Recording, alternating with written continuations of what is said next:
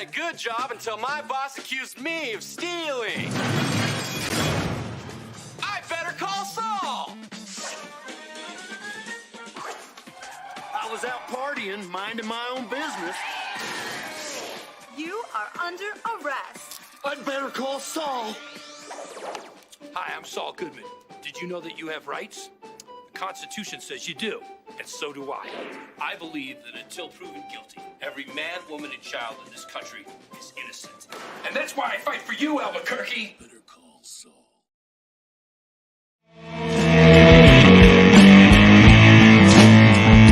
Love chat.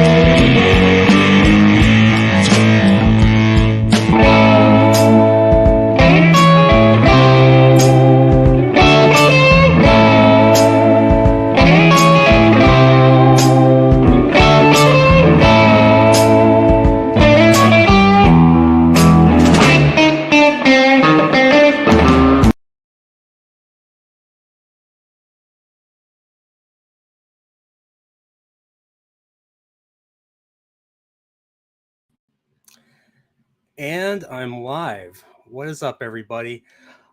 Steve is having some internet issues himself. He's been trying different ways of getting, getting internet. Like his internet's completely down at his house, so he's trying to get his brother's laptop to work, and he hasn't been able to do that yet. So he might come by later, hopefully. But right now, you guys are just stuck with me by myself. So what is up, everybody? How you guys doing tonight? I'll be honest, I was wrong. I was wrong about what I thought this episode was going to be. And as you saw the opening that I just made for this particular episode, I thought we were going to be covering a Breaking Bad era episode based on the way the final or the last episode ended. So, but yeah, hail everybody. Thanks for coming by. So just want to say hello to the chat. So let's see who is here. So we have Sam Quintanilla. The tension in this episode is unreal. Yeah, it was a different episode. This was, but by the way, if you have not watched the episode, go watch the episode. Go AMC Plus or if you record it on your TiVo or whatever. I know I'm sounding old right now. Watch it. It was. I still like. I did like this episode. It was different. So, but yeah, Sam Quintanilla, what's up? Jack Winter, what's up too? Electric Ninja 101, only a Walt reference. Okay, we'll get into that. I'm not going to read any spoilers. So, but yeah, Tom Forsyth, hail, how you doing? Dan Crane, we'll address your stuff. Garcia 71, hey, how you doing? What was that? We'll see. Henry Lemoyne, thanks for coming back. Thanks, you guys. You guys are all awesome. I Wyatt Kern, if you were Val Kilmer, I'd say you'd be my Huckleberry. So, and yeah, Judo Joker, you are a mod now. So, you're going to be my soldier. So you're going to be my Mike Ehrmantraut. You're going to be slaying bots, and you're going to be making sure you're going to be like, this is what's going to happen. Like that. I'll say this. Gene there was a little bit of Gene learned quite a bit from Mike, and we could see in this episode. There was a moment where he was practically Mike for instance, and I don't know if you guys noticed it. I noticed it. So, and Games and Movies and Comics is here for the support. I don't think you don't watch Better Call Saul, but once again, thank you so much for coming by. So, and we got Dr. Tail says hello. Well, hello, thank you for coming by. And then we got another one. We got Glib Glob 87 for the first time. Thank you so much for coming by. So I know a lot of people are coming by. Lori Lou says, hey, hello to you. And Frankie Lee Young. I like this episode. Yeah, I agree. I like this one too. So, but before we even do that, I was wrong. I thought it was going to be much later, but no. Steve has graced us with his presence right now. Oh my gosh. Can you hear me? I can. What a freaking mess. I lost internet at home. I had to come to my brother's house. The laptop I broke, so I had to get into his. It's been a mess, but I'm here. The episode was playing in the background, so you may have to catch me up a little bit. Thank you. Like, because I caught a lot of it. Like, but I'm sitting here going, why is this not working? Why is because I just it's a new Yeah. system. I'm trying to get it working so we can go, and then I'm like, why is nothing working? And I'm listening to Gene just like perform this heist with these guys. I'm like this, so I'm gonna have to rewatch the whole thing. But I'm glad I made it. Sorry I was so late. No, it's all right. You weren't that late. I thought you were going to be like in at least an hour. Ooh. Los pollos, los pollos. My Los Pollos cup. At least I got that. Yeah, did you guys notice that just for the sake of our discussions of Lyle, I added Lyle to the opening of this, so you see him on the phone in the dark. Yep. I'll watch the opening again. I didn't. I was in full panic. I didn't get to see it.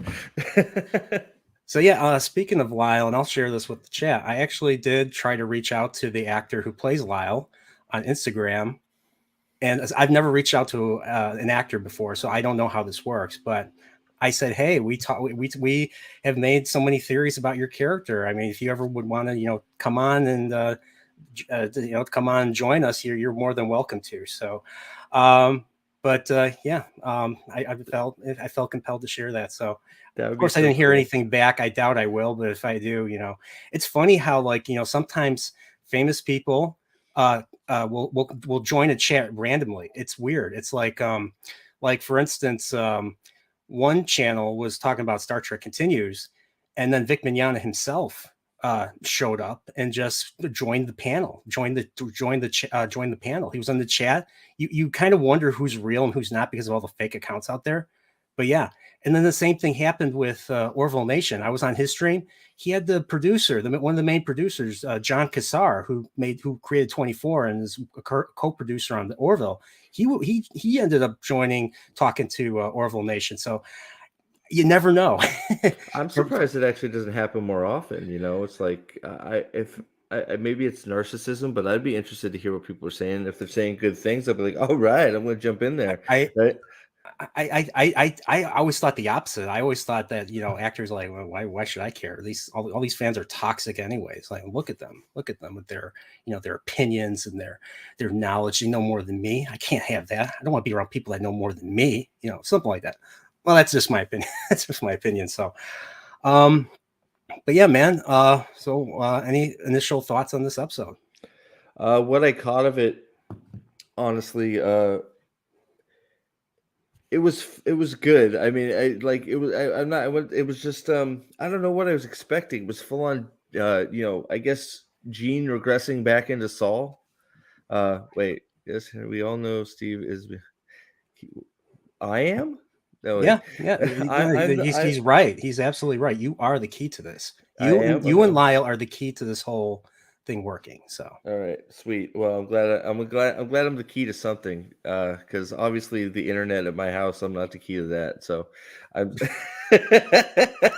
hey, I was having internet problems too. I had to restart my computer. I was like, why won't let me go into Google Chrome and go into StreamYard? So I feel bad. It's like I'm sitting here like typing at my brother's like, dude, nothing's working at your house, bro.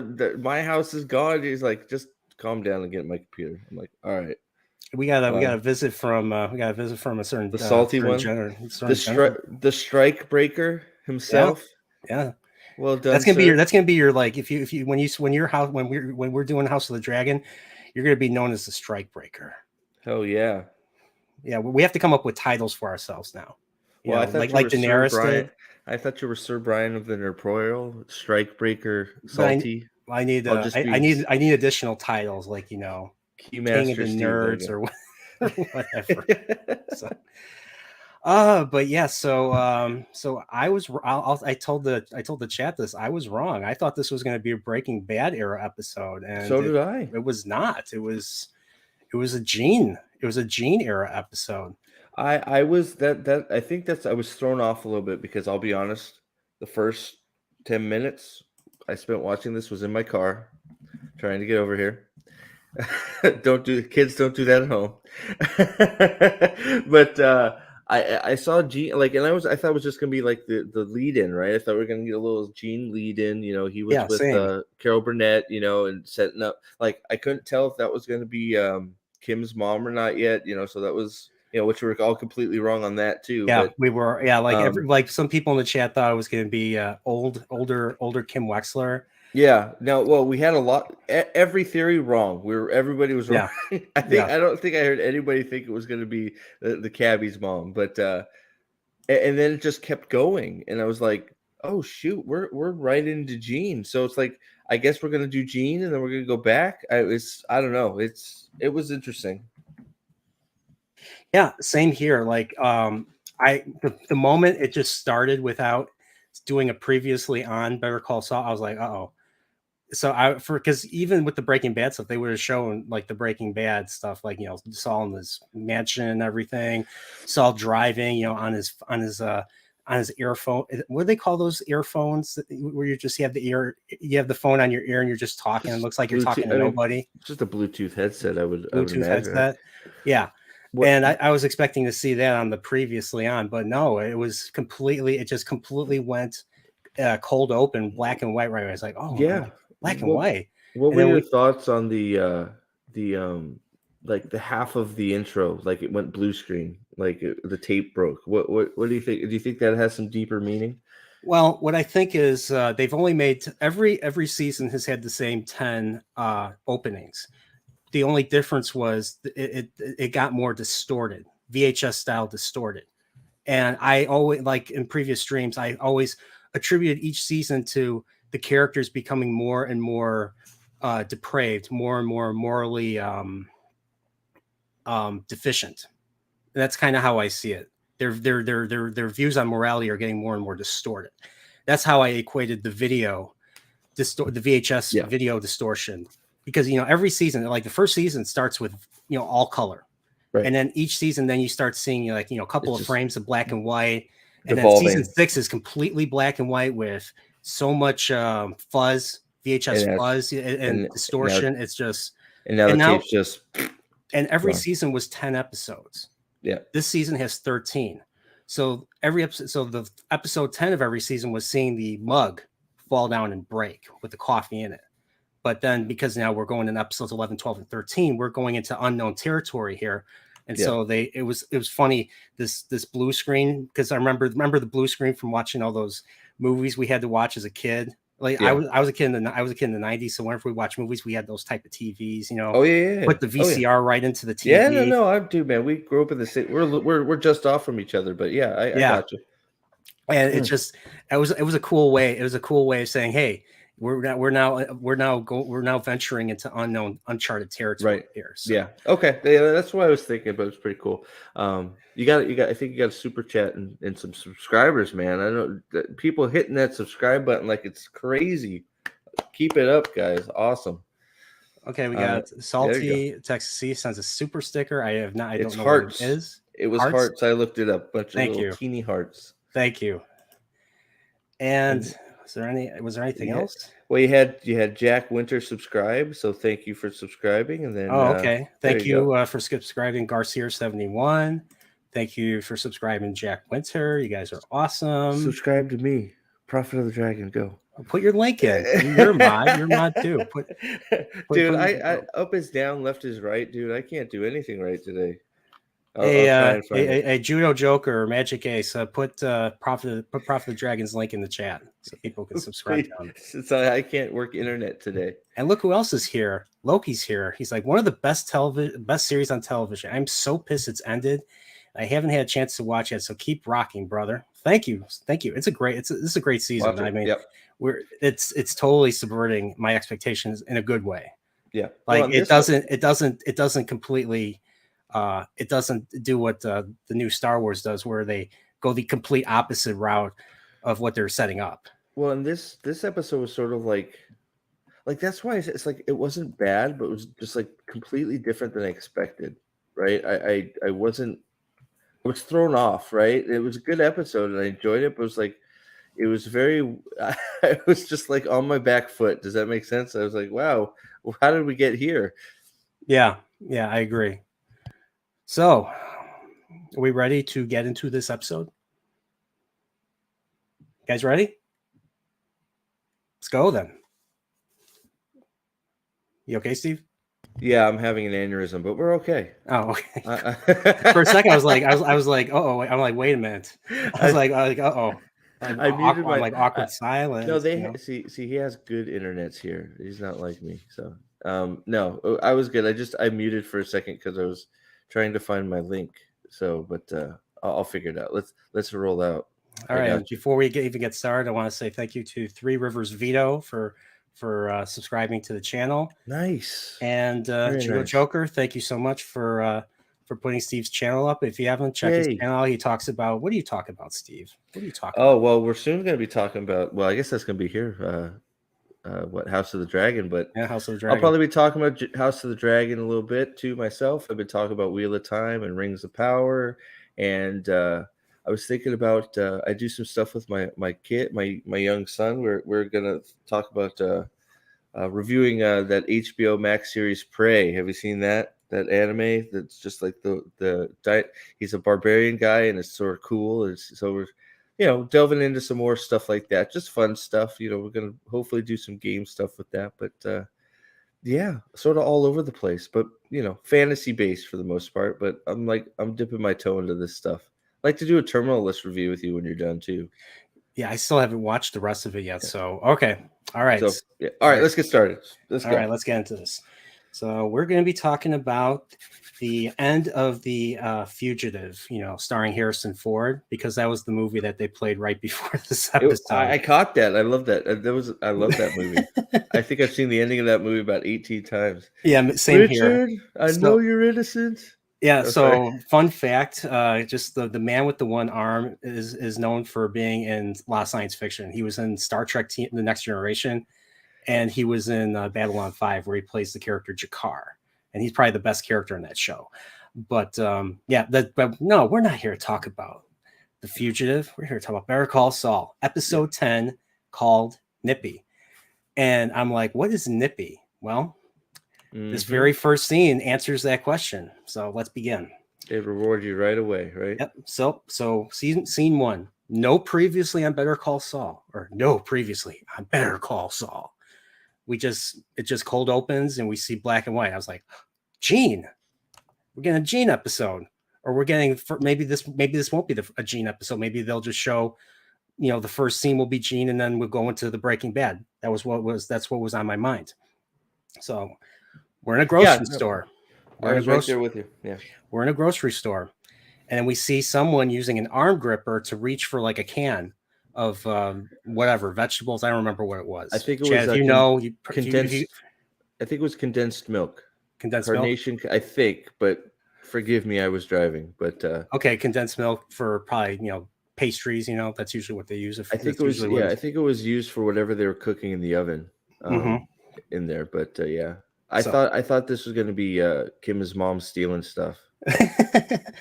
Yeah, I was like, okay, is this Gene, or maybe this is a different era? Maybe we're seeing something else. But no, this is definitely Gene's era, and we finally see Carol Burnett. So Carol Burnett plays Marion, and she's just doing, grocery shopping.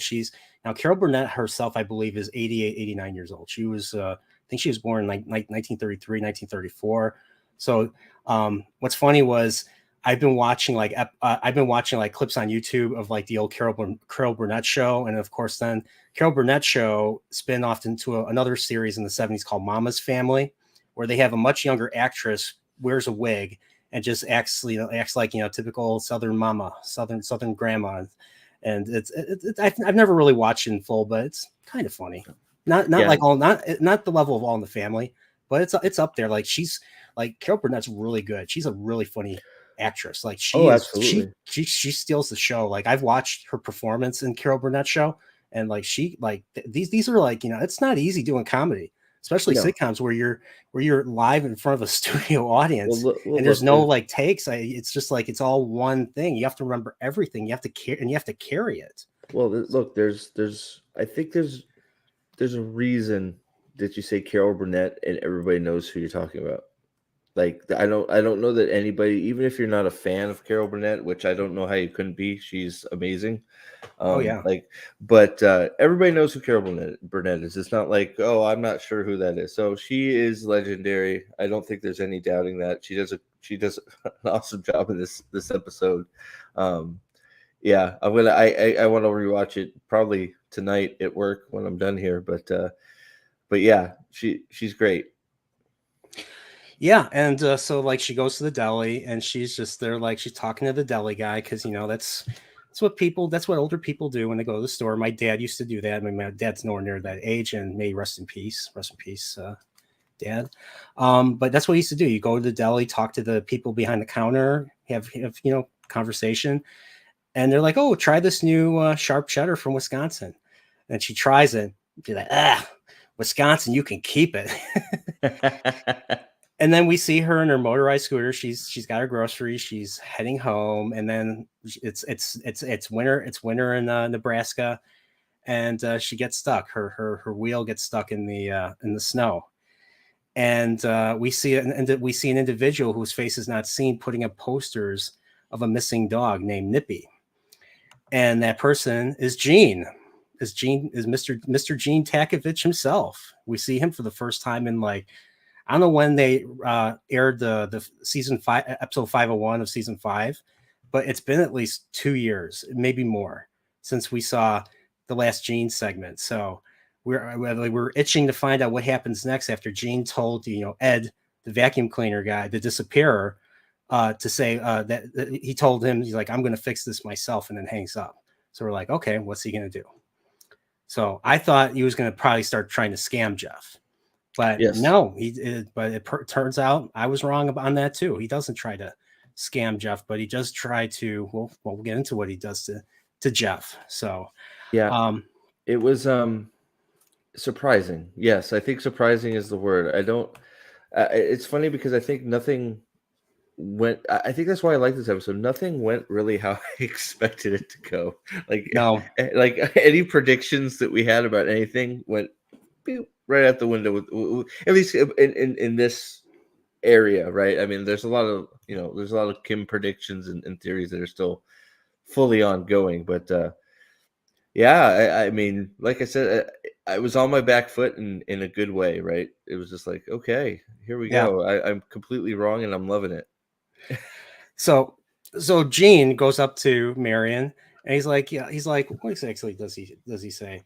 He basically he offers to push her, and she's like, you don't have to, and then it gets to a point where he offers to give her a push to help her out of the snow, but then her cart dies down, and then he offers to wheel her all the way home. So he wheels her all the way home, and I'm like, okay, this is interesting. And we see that Gene is pretty cheerful. So like every time we've seen Gene throughout the 5 seasons, he's always been paranoid. He's always been unhappy. He's stuck in a single routine. And we actually get to see that routine in this episode, which I thought was interesting. And I can understand why Gene feels the way he does in the previous episodes. So. Well, I mean, I saw that this is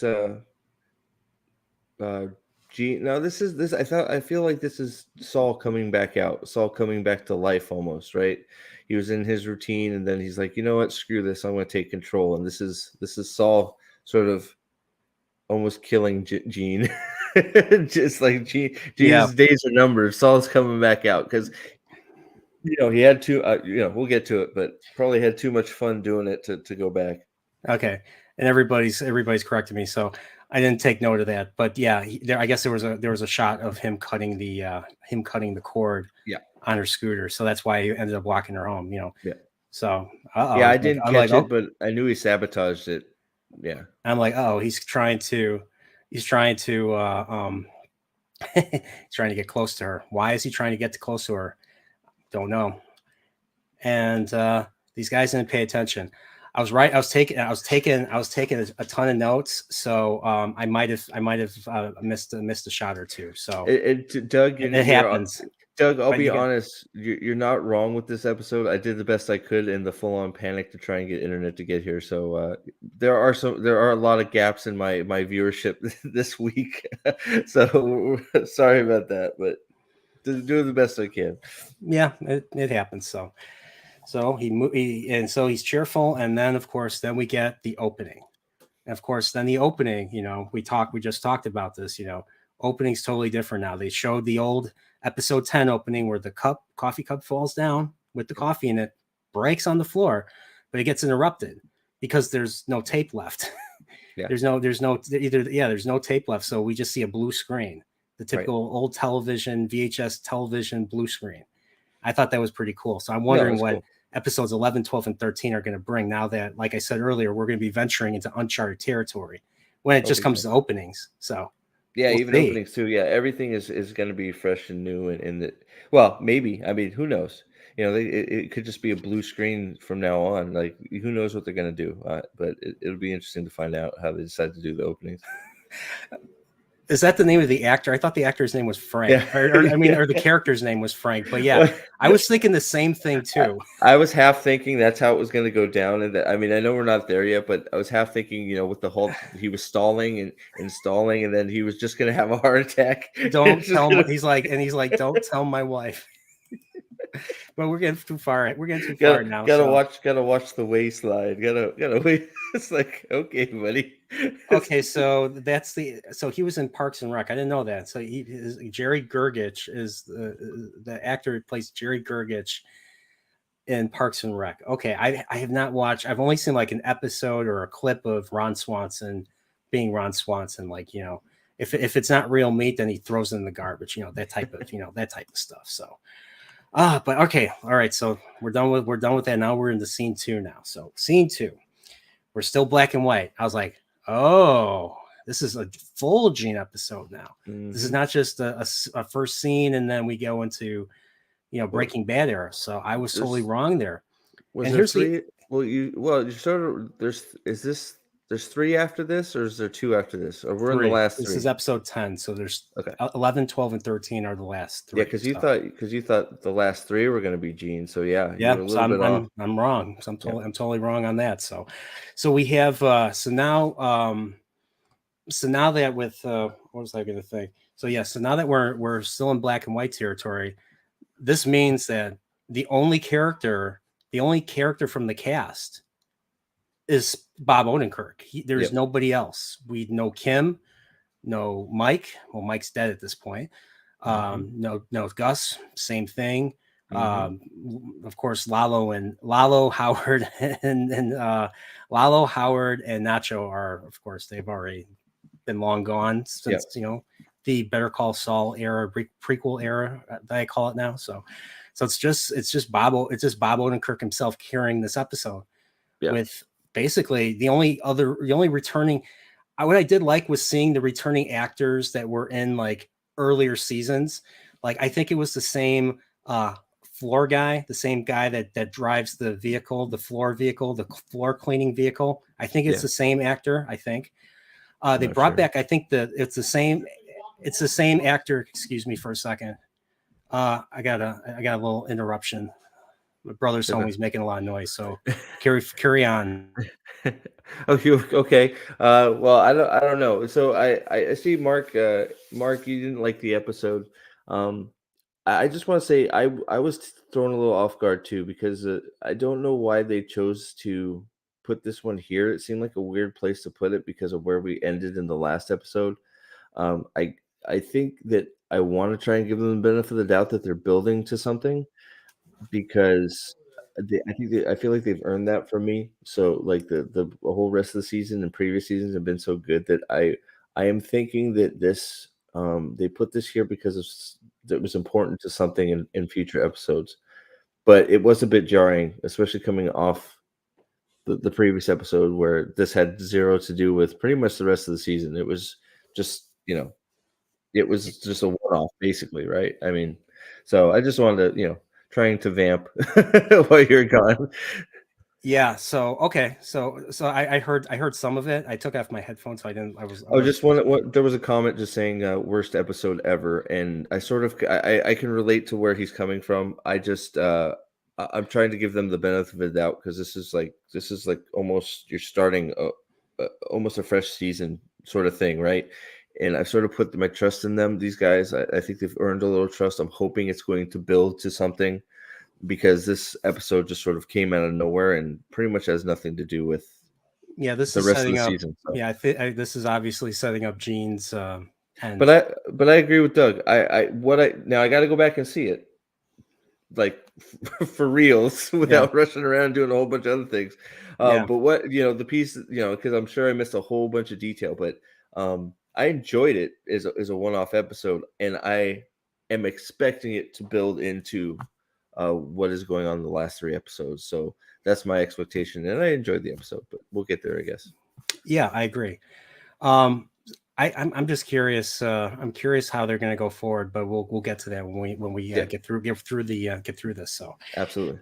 So we see we're back in black and white. So we see Jeff, cab driver. Now he's played by a new actor. I did not get the actor's name, but the old actor, I guess, wasn't available. He's on another show.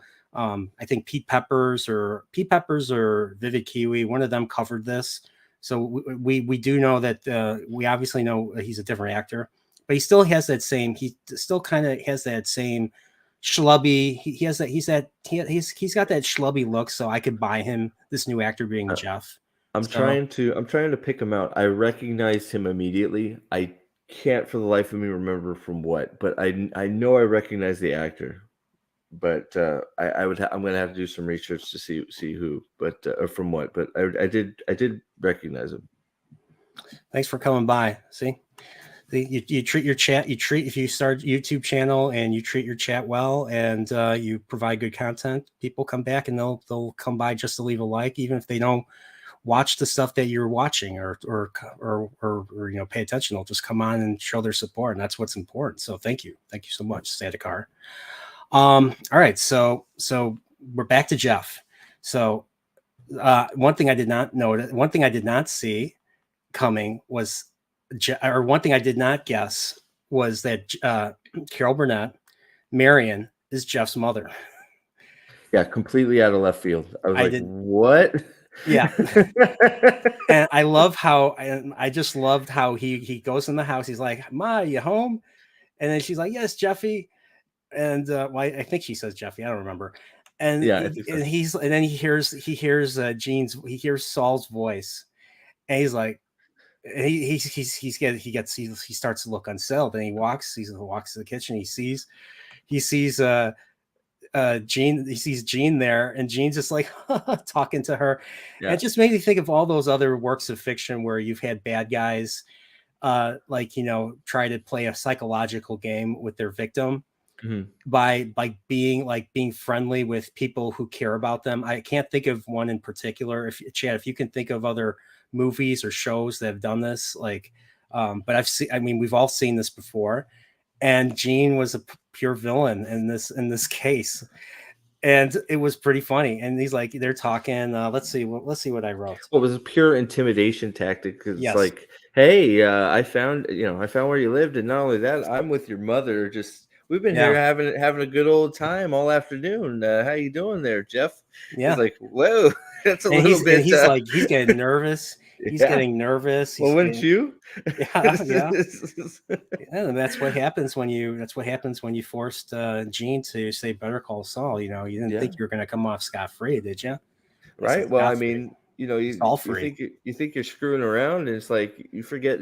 Saul is been in some dirty business, man. So yeah, he's got years of experience. And then Breaking Bad, I was rereading the Breaking Bad, the Breaking Bad, the Gilligan verse wiki. Mm-hmm. I was reading about, because I haven't watched Breaking Bad in a while, so I was reading all of everything Saul did in Breaking Bad, and I'm just like, I'm wondering what led him to be like, telling clients to off potential threats and stuff. So I don't know when that started. Maybe that started right after Kim left him, and then there was just something that gradually grew. Because the first time we meet Saul in the episode Better Call Saul in season 2 of Breaking Bad, he literally tells Walt and Jesse to kill Badger. Like, he's like, if you have a problem with him, just kill him then. Like, get rid of him. Send him to Belize. And then he's told Walt throughout the show, he's told Walt to do the same thing to Jesse and to Hank later in the season, because Walt has to Hank is family, and he even sees Jesse as family, as a son that he never had, or well, he has a son, excuse me, as another son. Yeah, different type of son. Yeah. He would not, because he would not, sacrifice them, for him, even for himself. So, and that's kind of what led to his undoing, which is funny. But that Saul was like that. Saul was just like, hey, he started having a disregard for life. So, but going back to the table, going back to the to Carol Burnett's table. So we see that Jeff is nervous, and Gene's like, come on, sit down. He's like, have a seat. He's like, he's hesitating. And then there's a funny question where I think it was Gene, if correct me if I'm wrong. I think Gene asks or Gene or Marion asked Jeff if he drove anyone famous. And for a second I thought he was going to say Saul Goodman, but no, he said they said Sammy Hagar. So I couldn't help but think of some of Van Halen's lesser known songs with Sammy Hagar as the singer, and of course, I thought Cabo Wabo, which is the restaurant chain that Sammy Hagar owns or still owns. I don't remember. I went there years ago when I was in college in Cabo San Lucas in Mexico. So, but yeah, so we find out that Gene is staying for dinner. So he goes to the oven. He takes out, I don't know if it was meatloaf or a cake or something, but he took something out of the oven. So there we have it. And I thought that was great. And then it cuts to after dinner, and both him and Gene and Jeff are taking out the garbage. And then Jeff is like, what the hell do you think you're doing? He's like, what's going on here? And Jeff basically threatens. He's like, all I have to do is make a phone call and just say Saul Goodman is here. And Saul's do you think Jeff is just an idiot, or do you think he just was threatening him? I think Jeff was reacting to Saul's intimidation tactic by just saying that without really thinking. Well, I think I'm talking about in the mall when he first saw him. Do you think he was threatening Jimmy, or do you think he was just being a fan or just teasing him? I think he was. That's a good question. He was trying to get Saul to admit that he was Saul Goodman. So I think he wanted.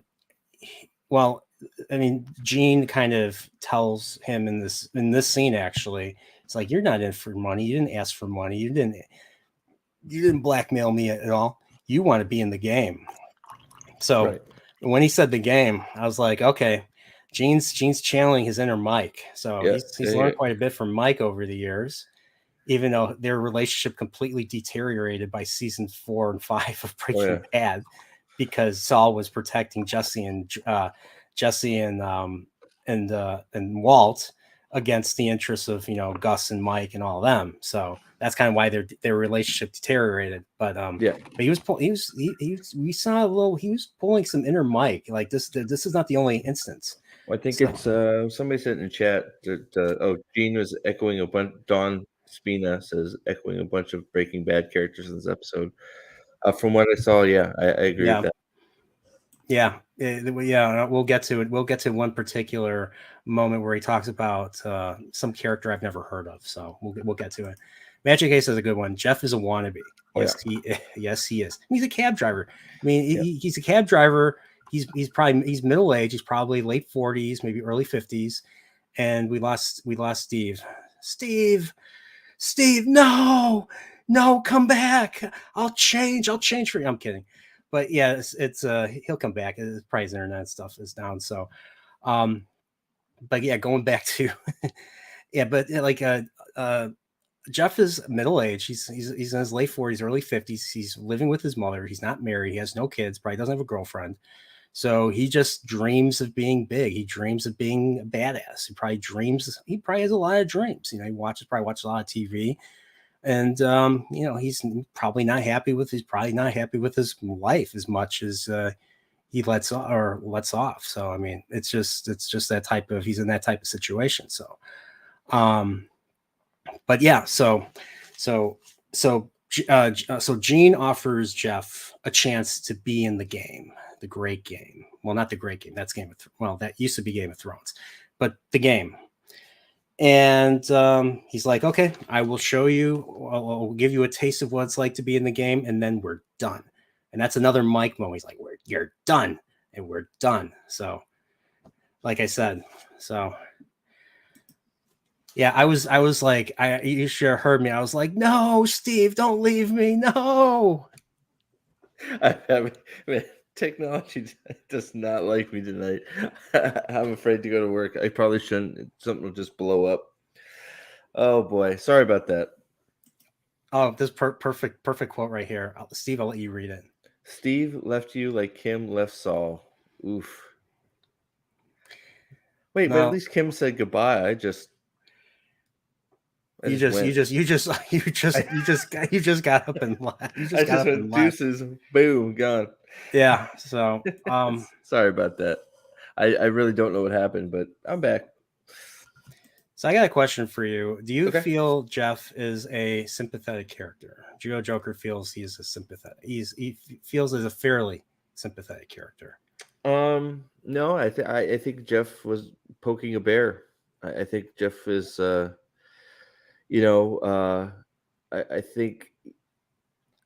think he went poking around where he had no business poking around. Obviously, he went and said, "Hey, he recognized him." And even if he went over and said, "Hey, you're Saul," and he's like, "No, I'm not." I mean, you could pick up on some social cues and be like, "Okay, he doesn't. Okay, fine." But he kept going. He kept pushing the bear, and I don't think there's any other.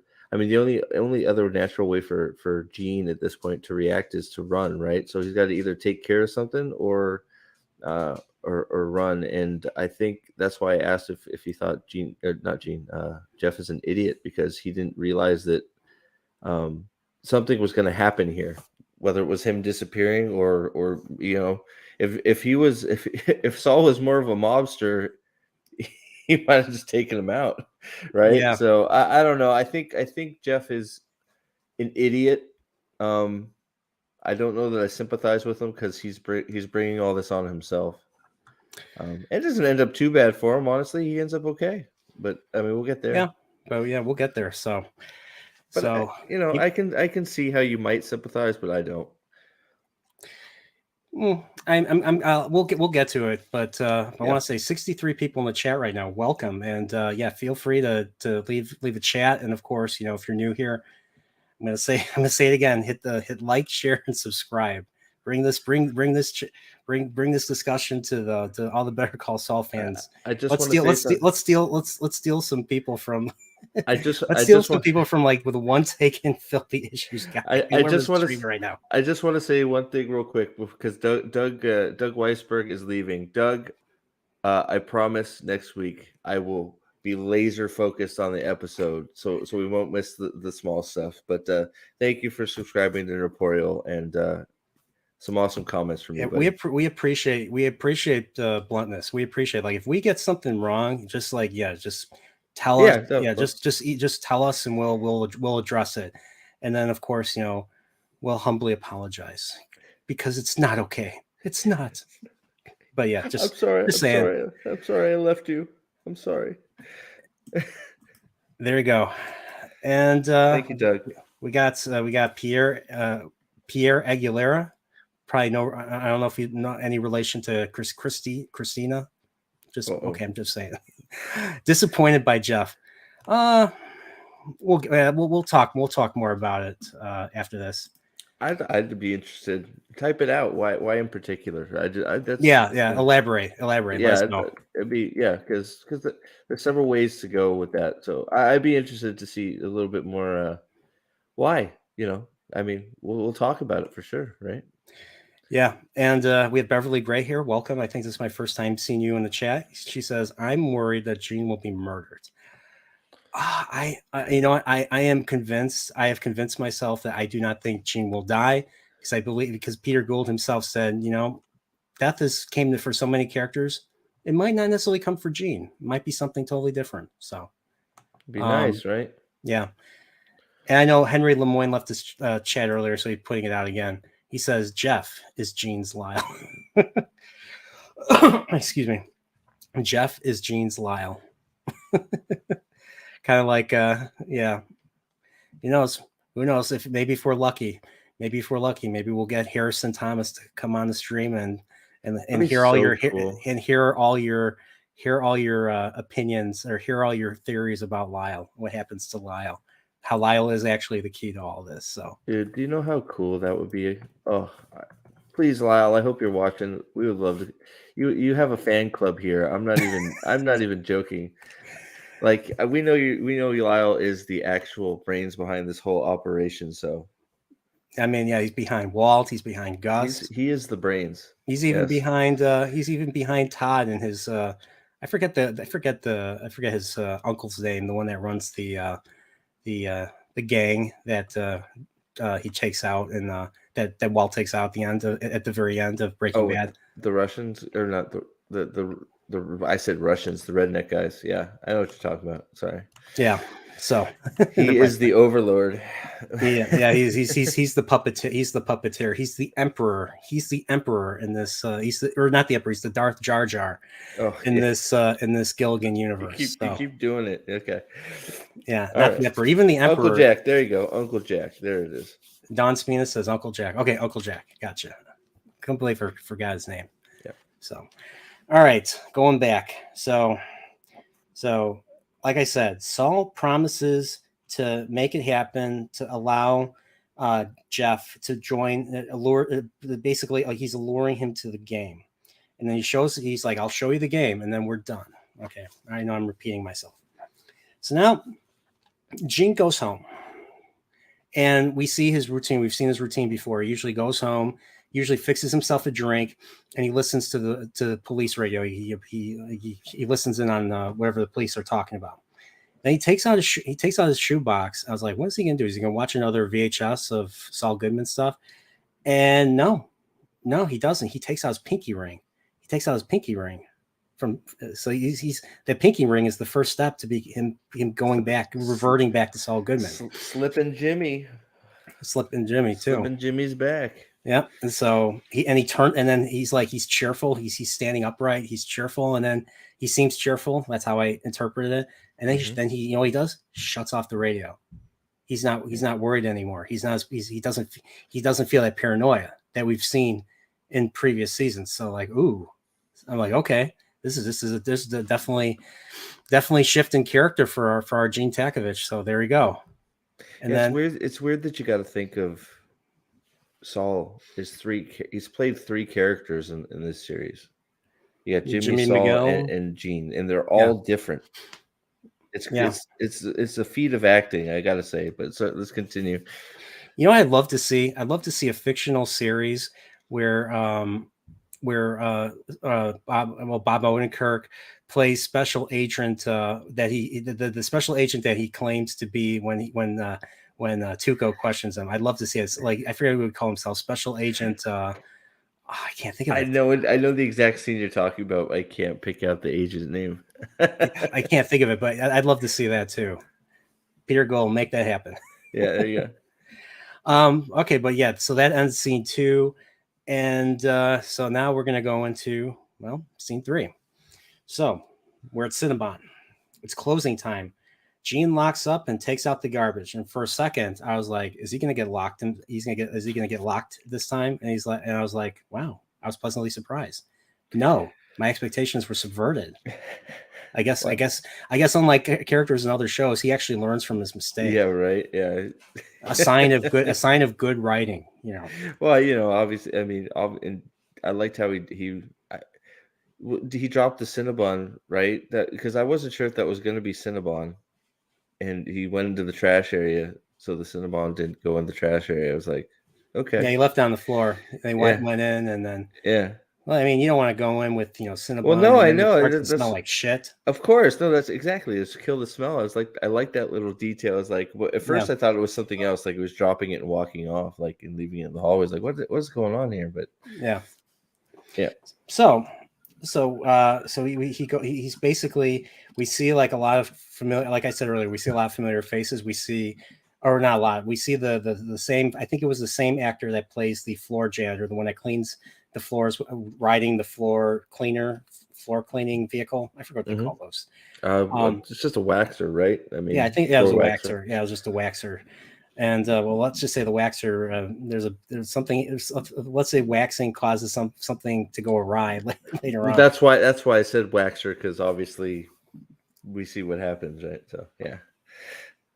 So we got. We get this.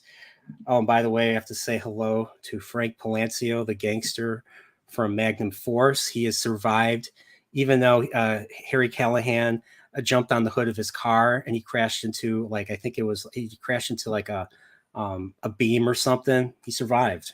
We didn't see the body. We just saw blood and the camera inside the vehicle. So we don't know if he survived. So I know I'm going off a tangent, but I just did a Dirty Harry review. I plan to do a Magnum Force review in the future, and seeing the name Frank Palancio, I just had to say it again. Welcome back. I know you've been on the chat before, but Frank Palancio survived. Hashtag Frank Palancio is alive. is alive. So, and to go to his comment, I think we were all pretty ready for Walt and Jesse. So that's why we're sort of like put on the back. I was put on the back foot. That's what I said earlier. But yeah, we'll get it. I was because here's the thing: the synopsis is a single sentence. The synopsis for this episode was a single sentence saying a new player has entered the game. Right. And because of the way the last episode ended, everybody, well, I'm not sure about everybody, but me, you, we all thought it was Walt. And I mean, I think the picture they showed last week that we were looking at was Walt and Kim. I think that was episode 10. Yeah, that just goes to show you anybody can put random stuff on IMDb. Just the same as like anybody can put, information in Wikipedia. So you kind of wonder what's true. That was another thing. We had a lot of people. James Robinson says it. A lot of people were saying Nippy was a placeholder title for the episode. Yeah, that was last week. I was curious. I kept checking IMDb and Wikipedia every day to see if the name changed, and it didn't. So I just because I was making the thumbnail, and I just kept Nippy on there. So yep. So. And we still don't have an episode title for next week. So maybe this will be Walt and Jesse. I don't know. We'll see. They do a great job of keeping you sort of guessing. So if they call it Walt and Jesse, then they have to release it like they can't. Even like Game of Thrones, when Game of Thrones season 8 was on, terrible season. Well, first 2 episodes were decent, were pretty good, but the last 4 episodes, they did not announce the names of those episodes until after the episodes aired. So this might be the case. Might be the case with these episodes. It's gonna fuck. I'm gonna swear it's gonna fuck up my thumbnails because that's what I've been doing. I've been putting the titles because I know the titles names ahead of time. So I'm just gonna have to say episode 11 and maybe put a weird cringe picture of myself smiling doing that. Just make up a title. I'll make up a title. Yeah, I'll make up a title. I'll say Walt and Jesse. Maybe I'll say bestest episode ever. Like comic book guy, just say that bestest episode ever. So let's go back. Let's go back. So we're he's in his routine. He just went out the garbage and he's got a Cinnabon on him, right? Yeah, he's got two Cinnabons. Right. And we find out like why does he have 2 Cinnabons? He doesn't eat that shit. Heck, even when I go and get like a Cinnabon at the beginning of every season, I do. I admit that. You feel like shit. You feel like complete shit afterwards. Like no offense to Cinnabon, your food is delicious, but it's like you just feel so bad after you eat it. It's like Long John Silver's for me. I love Long John Silver's, but I know I'm going to pay for it. Yeah, it's same Taco Bell, McDonald's, all your Chipotle. Heck, even Sbarro. If you ever had Sbarro pizza in the mall, same thing. But yeah, so he's walking to security. I was like, what's he gonna do in security? Yeah. And then we see him with his ring on. That's to indicate that he's got a plan. He's got a plan, and he's starting the all the actions required to make this plan go forward without a hitch. So we see the security guy from season 3. Remember the security guy that caught the shoplifter? Like Gene is sitting on the bench, And then this is season 3. Gene is sitting on the bench. He's eating a sandwich, reading a book, I think. And then we see the shoplifter. He drops like a few DVDs from his pocket, from his coat. And then he hides in the camera booth. And then the security goes up to him. He's like, have you seen a guy, this yay high and run around? Where'd he go? And he silently points to the camera booth. Yeah. And then they caught him. And then he's like, don't say anything. He's like, don't say anything. Get a lawyer. And it was just like his inner Saul came out. And because he did that, he had a panic attack because he feel like he fucked himself. Yeah. And that's why he fainted. And that's why he had a panic attack. He fainted. And that's why he ended up going to the hospital in season 4. So, and then season 4 was complete paranoia, because season 4's opening with Gene was such a complete paranoid breakfast. Like it was like I was scared. I felt fear for Gene based on the music and just the way Bob Odenkirk was acting the whole time. Like the whole time, like you would never think that a man in front of a secretary, asking for a social security number at a hospital would be a tense scene, but it was. They made that a tense scene. Yeah. And then he goes into a cab ride, and the cat, Jeff, played by the other actor, was just staring at him the whole time. I was creeped out. If a cab driver stared at me like that, I'd be like, I'd leave the cab too. Just what are you doing? Just don't look at me. I'm with you. So, but yeah. Same security guard. So they got them, but they couldn't get Jeff. So, but hey, they between the writing and the fact that they've tried to be as consistent as possible with Breaking Bad, this is something that I can overlook. They've earned my goodwill, my trust. So, so them and then, but so Jeff still has the schlubby kind of look, and I can buy this new actor as Jeff. So, yeah, more or less, he's less. This new Jeff is a little less menacing than the old Jeff, in my opinion. I think the old Jeff was a little bit more creepy. Look, sometimes things happen, so I think they did an okay job of getting him replaced. So yeah, I think they did too. So. Sometimes it just schedules don't match up, So and we got Louis Barry's back. What's up, Louis? He was on. He showed up to one of my video game streams. So nice. He says, I like the episode. Which original actor came back, but Pat did a good job. What's his full name? If you know his full name, put in the chat. I don't know the actor's name. So I recognize the dude, but I can't remember from where. He's got a very unique face, but I thought he did fine. Yeah. So back to the episode. So they're in. So security guy from season 3 is there. We find out his name is what's his name? Nick. Yeah, I think his name was Nick. And Saul apologizes about the whole get a lawyer bit. And then he's like, he goes in. And we find out that he brought Cinnabons for both Nick and the older head security. I assume the older guy is the head security guy. I might be wrong, but I assume Frank. I think his name is Frank. He's the older guy that's in the security room the whole time. So Nick goes out and does rounds during this time, and Frank is there, and that's when Saul or Gene. Basically, he gives him the Cinnabon. He gets a coffee because he doesn't like I said, he doesn't eat that shit. And he has a conversation. And he turns on his timer. I was like, he puts on his timer. I was like, okay.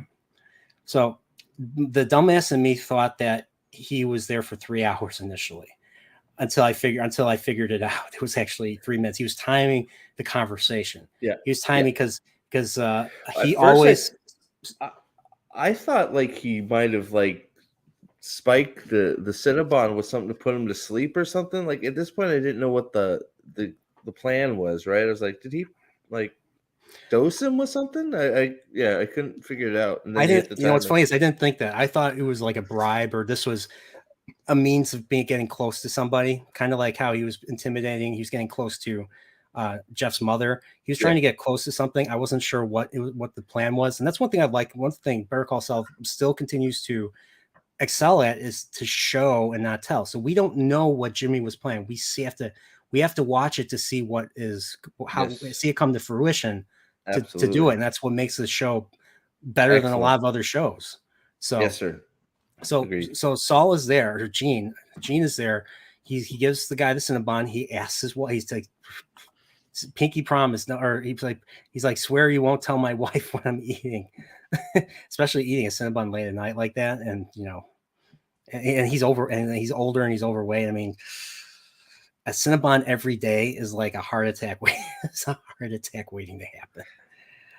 I mean, it's just, and you feel like, just feel like, but he's got to, he's watching that waistline, he's definitely, don't tell my wife, because waistline. Yeah, exactly. Exactly. So, but so let's see. So he eats the Cinnabon. So he eats the Cinnabon, and Gene basically, like I said, Gene starts the timer watch, and of course they're talking football.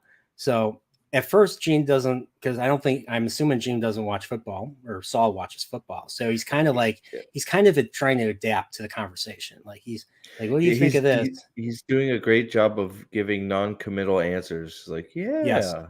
What an idiot. I've been in that situation. I've been in that situation too, where I've had to kind of force myself to have a conversation about something I know nothing about. Yeah.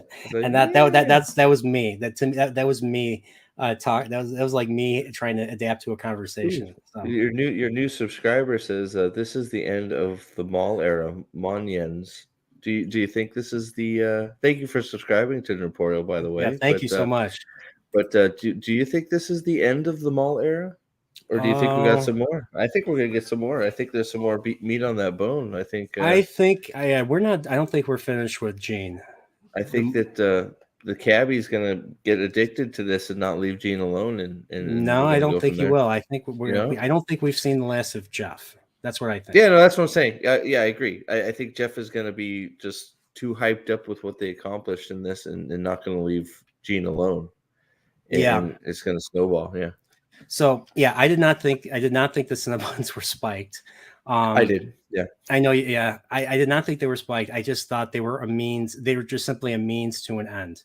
And this was his means of getting close to security, or I don't know if he was trying to learn something about security, or if he was just, but the whole point of him being in that room was to time how long it would take for Frank to eat the Cinnabon while talking to him about sports with his back turned to the to all the surveillance and everything. Right. What's funny was, I'm surprised Gene, maybe it's because maybe Gene always, maybe he made this happen because Gene always, I don't remember if he was always the first one to take a seat, and he always sat on the side facing the the monitors, whereas if you want to have a conversation, you don't want to sit next to him. You want to be seated in front of him. But in the case of security guy, that to me, that's still kind of a little hard to believe, because he still has to do his job, and he would probably, like, if this was real, and the guy was cared about his job. Apparently, Frank did not care about his job that much, to the point where he was willing to take 3 minutes and not look at the surveillance at all. I'm gonna put myself in Frank's shoes. It's closing time, so we'll say that Frank looks like he's in charge of the night shift, right? So everything's closing up. Frank is probably he's dealing with this youngster who he's teamed up with, and this friendly guy with the Cinnabon walks in, who seems to want to hear what he's got to say. I think some of it, there's a lot of luck involved with like how he sits down away from the cameras and all that. So I get what you're saying there, but I don't think it's that far-fetched to think that somebody who is probably monitoring a mall where nothing happens ever is going to, take a little time, be distracted, have a fun conversation, and then, immediately goes back to it after he eats a Cinnabon. So, some of the other stuff, him sitting away from the camera, that there's a lot of luck in there. He could very easily sat sideways or something, so he could keep an eye on the camera. He could say maybe Saul manipulated that a little bit, or to try and get him turned the wrong way. But, that's what I'm thinking. As a person that's watched cameras before, it gets a little mundane. So because most of the time, 99.9% of the time, nothing happens. Nothing's going on. So you kind of assume that, especially on night shift, you start getting tired and there's nothing. You're just sitting there going, "Ugh, there's nothing there." So, yep. So, but I get what you're saying. A little bit of a little convenience there, but Chad, I don't know if you'd agree with me on that. I do a little. There's a little. There's a little, but or you could just say, Saul just, moved him where he wanted to move him. Maybe. I mean, but I get what you're saying. I don't fully disagree. Yeah, so the first thing I thought was, is he testing his skills? Like, is he wants to be Saul Goodman again, and he's testing his speaking skills and everything? That's what I first thought, because I had no Like, idea what he was doing. I had like no this idea was what practice round. Yeah. the timer meant.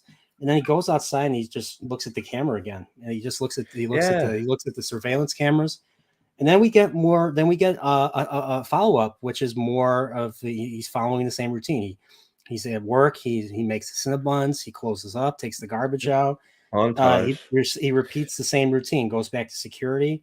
They Frank and Nick and more. I put down more faint conversation, and they add a nice jazzy little tune to show that Jimmy is up to no good, or Saul's up to, or Gene is up to no good. And I love that little tune that they incorporated in this episode. So we see it, and then of course we see him repeat it again. So he's just like this is a science experiment for him.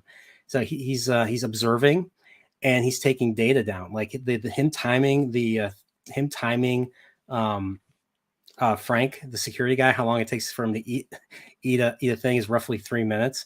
So he times it. So he's taken trials.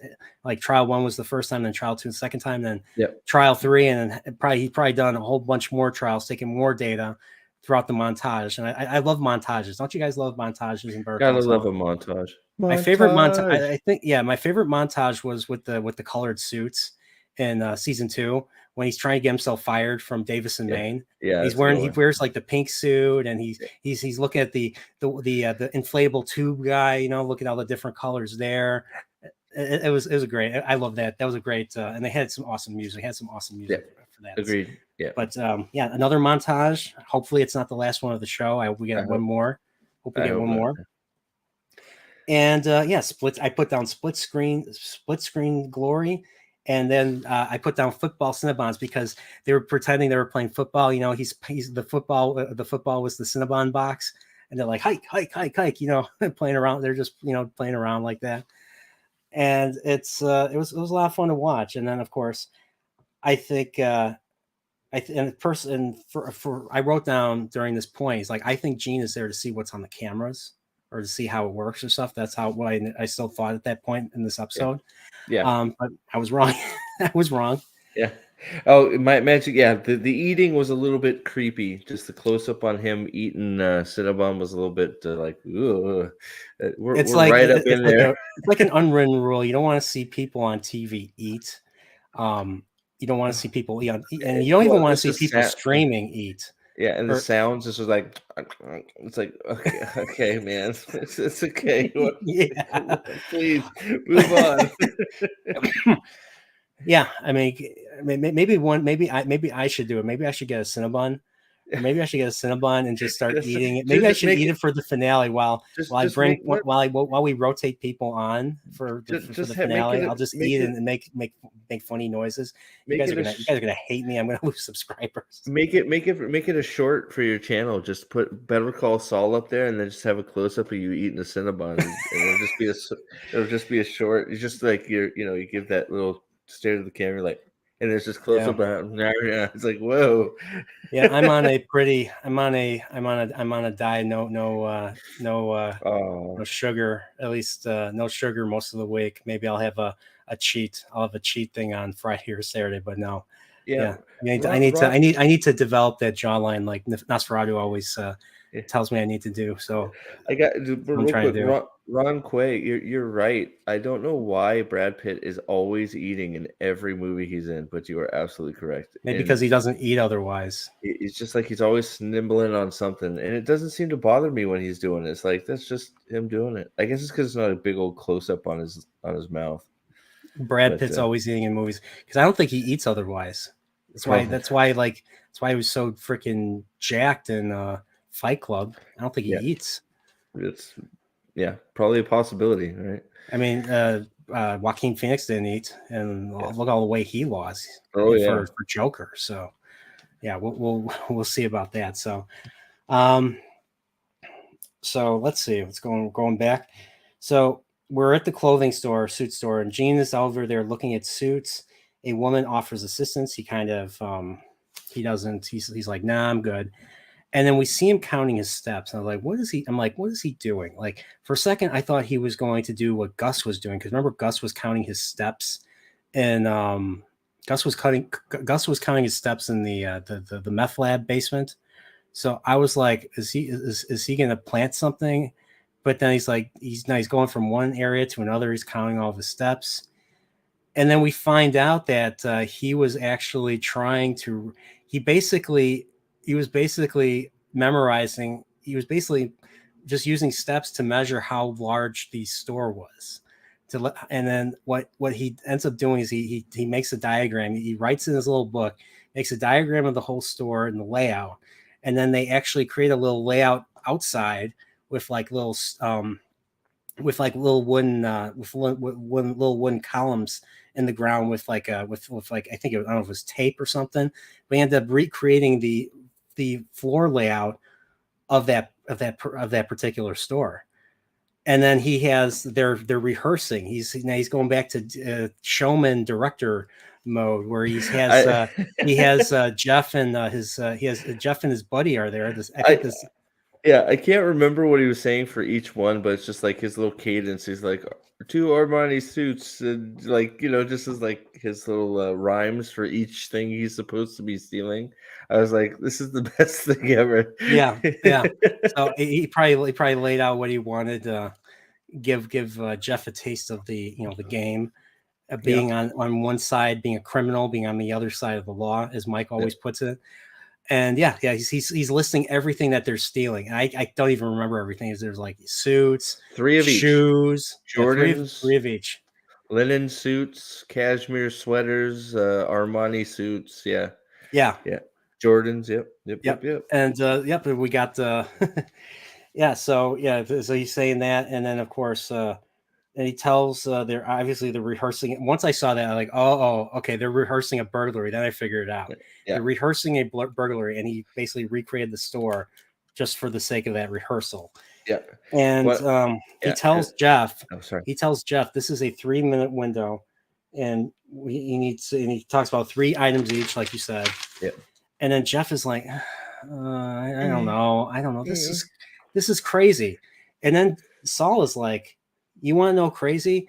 Then he talks about something I have no idea what he's talking about. He mentions a high school chemistry teacher who was broke and within a year he had like a lot of money.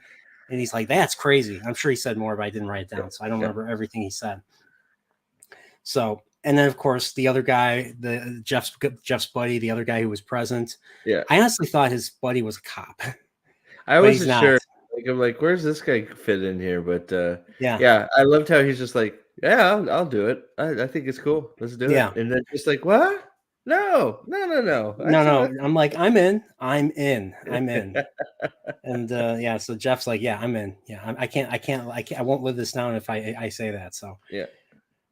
So that's the end of scene 3. So now we're in scene 4.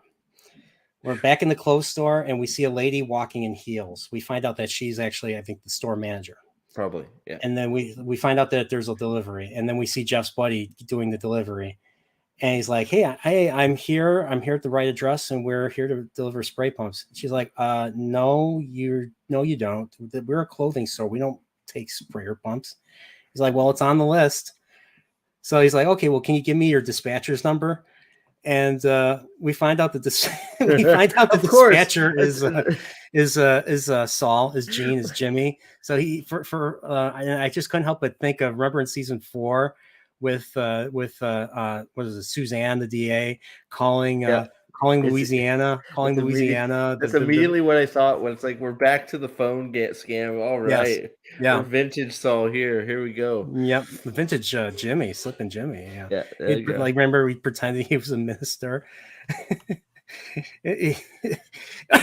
Excuse me. I'm sorry. This is overwhelmingly funny. Did you see? Sorry about that. Jason Rowett's question: who did it worse, the recast of Jeff or Fat Todd? Fat Todd, 100%. Yeah. I didn't mind recast Jeff so much. So Fat Todd. But yeah, Fat Todd was very. it was very distracting. Like It was incredibly he's distracting. clearly he was not. It was extremely distracting because nerds like consistency. And I mean, they were still willing to bring back the actor. And I guess Vince is such a nice guy. He wasn't like George Lucas where he demanded, the actor to lose weight to fit, because like that's exactly what George Lucas says to Carrie Fisher. It's like, you want this role, you got to drop 10 pounds. Vince probably didn't do that. Vince is like, we love you. You are Todd to us. You are still Psycho. You still can play a Psycho well. And so, but that was pretty distracting. I won't lie. So, all right. So back to that. Let me see. So we find out. Gene plays Steve, the dispatcher on the phone, and and he's just like we find out that he has there's going to be no space for the truck because the next stop is going to be at an airport and they're going to be bringing cans of sardines or something. I didn't write it down. It was like a whole bunch of sardines or whatever. It was like, so they're not able to take. So it's basically him saying, we can't take this back. Then they're like, well, we need to take it back now. Well, I mean, he's like, I could do it. I'm all the way in so-and-so because I didn't write the name of the suburb down. He's like, I'm in so-and-so. We can be here in 4 hours. Well, she's like, I'm not going to be here in 4 hours. It's already late enough as this. Well, he's like, well, I don't know what to tell you then. And then she's like, we'll hold it for you if you promise to come in first thing in the morning. He's like, yeah, well, yeah, easily. So while all that's going on, we find out that Jeff himself is in the crate. Box, yeah. He's like, I would have a hard time doing that. I would have a hard time being in that position, but hey, Jeff was willing to do it. He crawled into the crate, he crawled out, and hence the heist begins. Yes. Now I'm going to pause because this is partially where I was half paying attention because I was in a full-on panic because nothing was working. So this is where I'm going to have to go back. I got some of it, but any small details I'm going to be lost on because this is where I'm trying to nothing's working. I got to get on the stream. So yeah. So I was wrong. It was cans of mackerel. It was mackerel. Yeah. It wasn't sardines. It was mackerel. Okay. So let's so Jeff gets out and they start the thing. So he's out there stealing suits, he's stealing shoes, he's stealing shirts, he's stealing cashmere sweaters. And every time I hear cashmere sweaters, I think of Seinfeld for obvious reasons. Cashmere. Is there a dot? Is there a red dot on there? What the hell? I'm not taking that. Man, you can always go back to Seinfeld for almost anything. And I mean, Odenkirk was on Seinfeld. I think even Patrick Fabian. I don't know about Patrick Fabian. Everybody was. I think people were on Seinfeld. So, but going back, so what happens is, so while Jeff is out there, Jeff is in the shop stealing a bunch of things, 3 at a time. Gene is like doing Gene does his it's showtime poses, his Saul pose. He does this, to himself. So I was like, okay. I'm seeing so far. And while all that's going on, Gene does his usual routine. He goes to security and brings the 2 Cinnabons. And of course, Jeff is still stealing lingerie and ladies' shoes and ladies' stuff, ladies' clothes now. Mm-hmm. And Gene is once again timing it. Then he's up in the purse area. He's leather jackets, and he's running. And earlier the lady in the high heels, Kathy, told one of the other associates, one of the other associates, say, hey, we need this cleaned. We need this. So they waxed the floor like a day before. Yeah. Well, let's just say that little moment pays off because Jeff is running and he slips like Slippin' Jimmy and he falls and he's knocked out. And then and Gene sees this and he's like, oh shit, what am I gonna do? It's already 2 minutes, 2.5 minutes, and there's not much time left. And right when Frank was about to turn around, Gene has to pull off an act, and he starts crying. Yeah. and he starts crying. This was a very weird scene. Yeah. I'm like, what is he gonna do? What is he gonna do? And then he just starts crying, and then he's just like, he's like, I have nobody, and this is where I think he's actually. I don't know if this was meant to be serious. Chad, do you think? I mean, I know he was trying to buy time, but do you think there was some hint of him being serious in this moment? I think some of it was.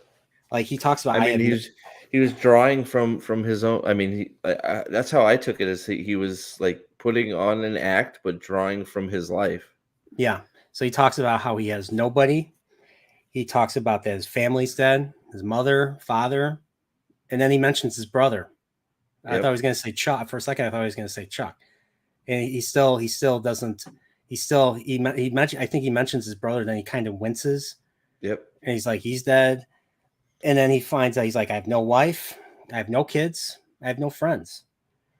And then he goes and says, if I died, no one would know. And we find out that, and of course, he's trying to get throughout the time, like he's trying these. Frank is trying to turn around. Frank is like awkward. This is like awkward for him. He's like, I don't know how to. Yeah. I don't know how to. I like okay. And he tries. He's like, look at me. He's like, look. He's just like, look at me. I was like, I hope that Frank doesn't put two and two together and think that Jimmy was doing, or Saul or Gene was doing this on purpose. But he's like then he sees Jeff get up. So Gene sees Jeff get up, and he's like, "Oh, I'm so sorry. It just these things happen." And he's like, "I don't know if you can relate." And he's like, "No, I can't relate. I have a wife. I'm pretty happy, even though I'm overweight." And so, but he's like, "No." But he's like, "Well, I can see that some people are. Some people have ups and their downs. At least that's how I think he put it." Yeah. So he was willing to kind of let go. He thought it's nothing unusual. Even though he can't relate to it, he doesn't think it's unusual. He thinks it might be normal for some people. So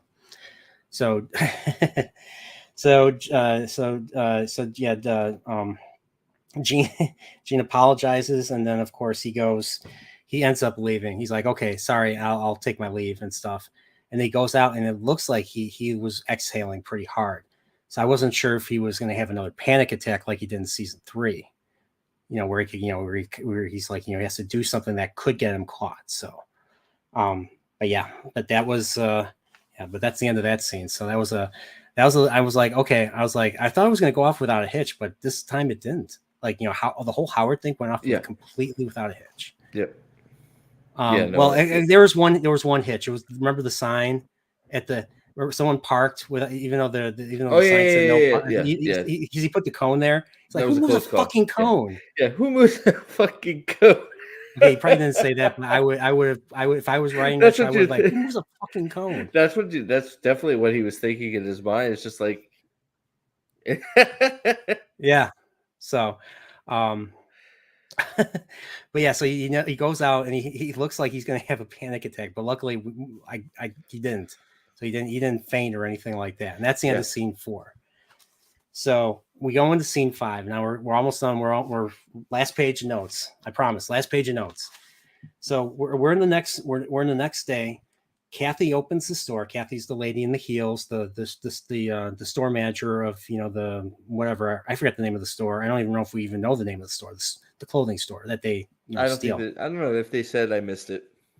And we get to see people, go in throughout, get to see like people, then it fades, more people going in, then it fades later to even more people going in. Mm-hmm. And so we see Jeff. I don't know if he was hiding in the toilet stall the whole night or if he just happened to be there. But he gets out and he goes into the store and he's looking around, and it's Kathy of all people that asks him if he needs any help. He's like, no. And he's like, well, if you need any help, ask this woman because I'm busy. Okay, she doesn't say that, but she's a manager, so she could get away with it, I guess. I think he was in the bathroom all night. That would make sense. No way out. It'd be funny. It'd be funny if that was true. I mean, how else did he get out? Right? He has to wait for a way out. So I mean, I'm guessing they lock the doors so people can't leave. Or well, something. I mean, security's watching again. So how's he going to get by security at that Yeah. point? Oh, that's true. Yeah, So that's I true. think The he place did is wait in the closed. bath. Yeah, I think he did wait in the bathroom all night, and they opened up, and that was walkout time. Oh, Because okay. Yeah, you got a point because the bathroom's the only place that doesn't have, for privacy's sake, yeah. Oh, okay. You're- Okay. If you're opening a store, the first thing you're going to do is not go check the bathroom. You're going to be Yeah. opening the store and all that. So the store opens, and that's his cue to walk out of the men's room and be on his way. Yeah. So yep. Yeah, and Wyatt basically confirms what you said. Yeah, he was there the whole night. Okay, thanks, Yep. Wyatt. And we just want to say hello to Orville Nation. Thank you. What's up? I know you don't watch Better Call Saul, but it's a great series, and You should. yeah. But if any of you in chat watch the Orville, check out Orville Nation's channel. He recently talked to producer John Cassar of who was one of the producers on Orville, and he worked on 24. So, yeah, we'll see. Like he managed to stumble onto a producer, so hopefully we can stumble onto Lyle. We got to get Harrison Thomas. Got to get Harrison Thomas onto the show. Come on, Lyle. Come on. And of course, Orville Nation sends a $2 super chat. Says, "Awesome channel, my friend. Thank you so much. Thank you so much, Orville Nation. You're awesome too." So, okay, so back to this. He hears the pickup truck there. They take the crate. He hears the pickup truck there. He smiles, and then they walk off.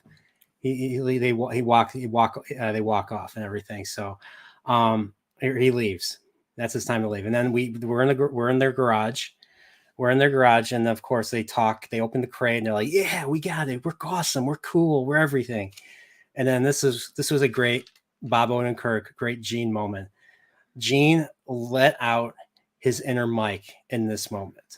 I loved this. I don't know if you guys agree, but to me, this was Jimmy, Jimmy being Mike, and he's like, "This is what's going to happen. This is what's going to happen."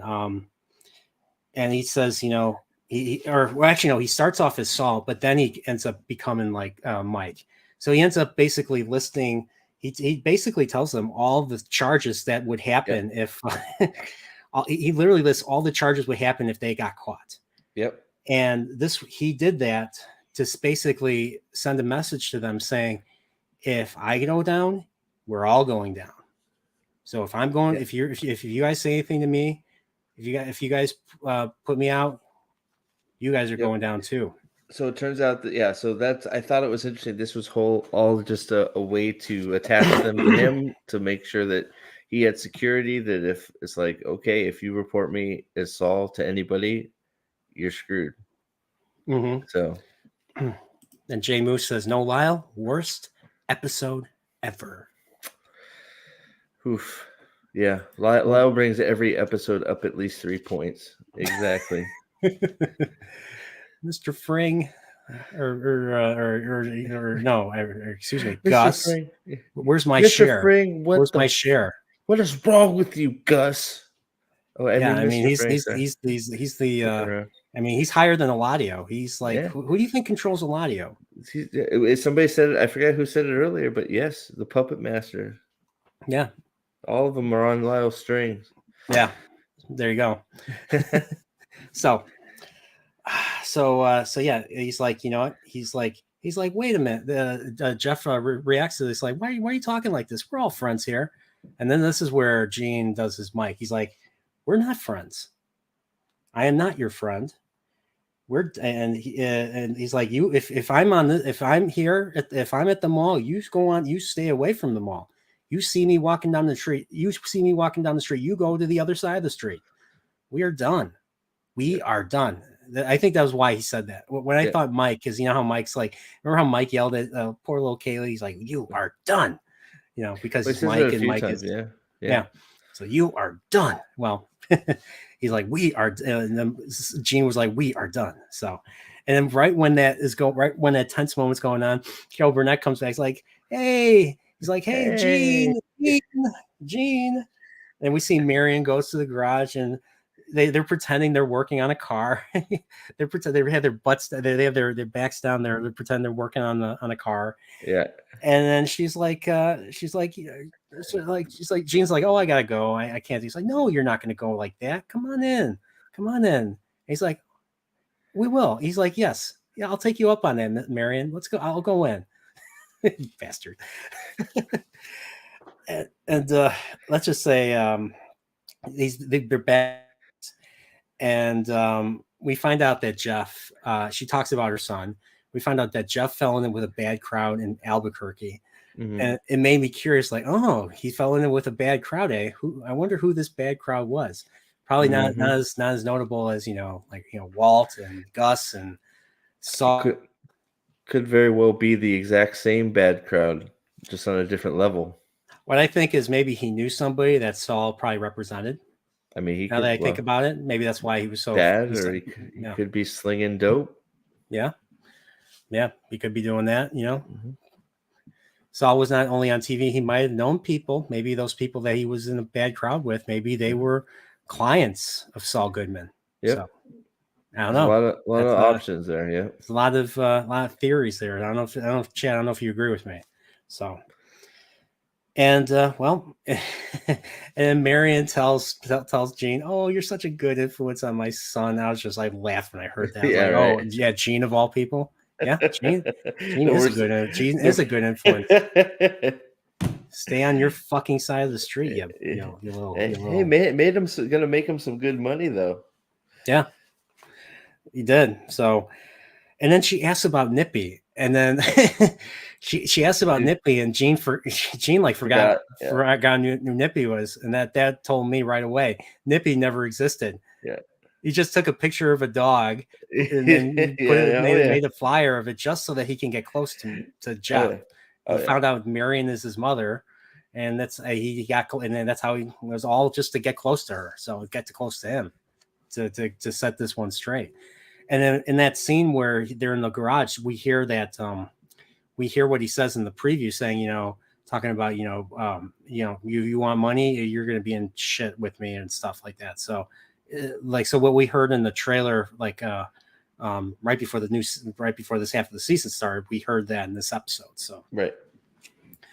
So we go, yeah. And what does he say about Nip? He's like, he was with family the whole time. He was with another family the whole time. We were lucky. We found her. Yeah.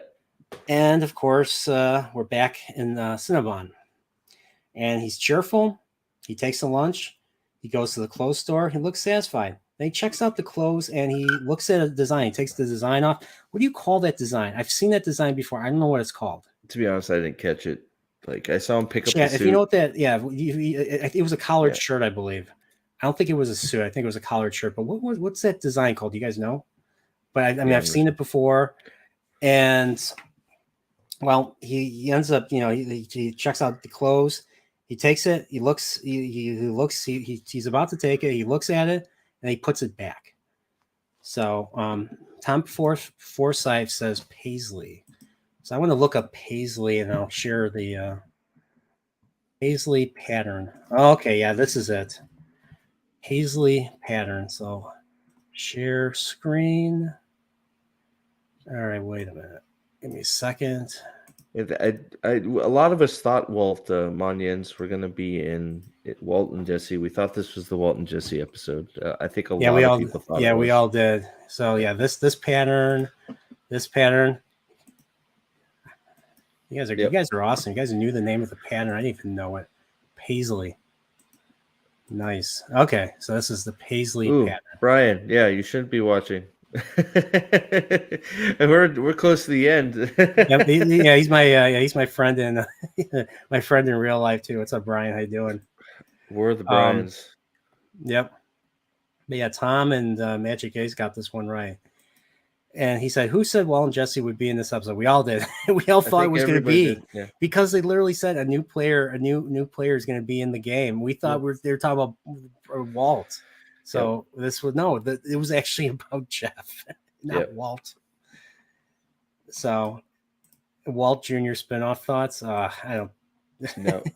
No, probably not. I'm good without that. The best episode with Walt Jr. was the one where he's taking care of his father, in the house. I have mixed season feelings. 3. Yeah, I have mixed feelings about Walt Jr. He's very up and down for me. Well, I'm not okay. I shouldn't make fun of No, that, but he's no, like, no. It wasn't I even hate that. you. Just, I hate yeah, you. he's very all over the place. Yeah. Very erratic. But well, I mean, you can't you blame him? Like his father ruined his life. oh, I no. I'm not saying he shouldn't be. He should be incredibly messed up. Yeah. I just don't know how much of a show. I don't know how. I don't know. Maybe if you did something interesting with it, but you'd have to go pretty far. I think. I'm not sure. These guys can make a show. I'll watch it. We'll see how it turns out. I don't know that Walt Jr. would be the first person I went to though. Yeah. They still haven't dropped the name of the next episode. Let me see. I'm gonna check once more. Yeah, I'm betting they won't. Oh, them boy. not dropping it says a lot too. So yeah, I'll probably give still TBA to be announced. Yeah. All we know is that next week's episode 611, will be written and directed by Tom Schnauz, and Tom Schnauz written and directed this Plan Execution.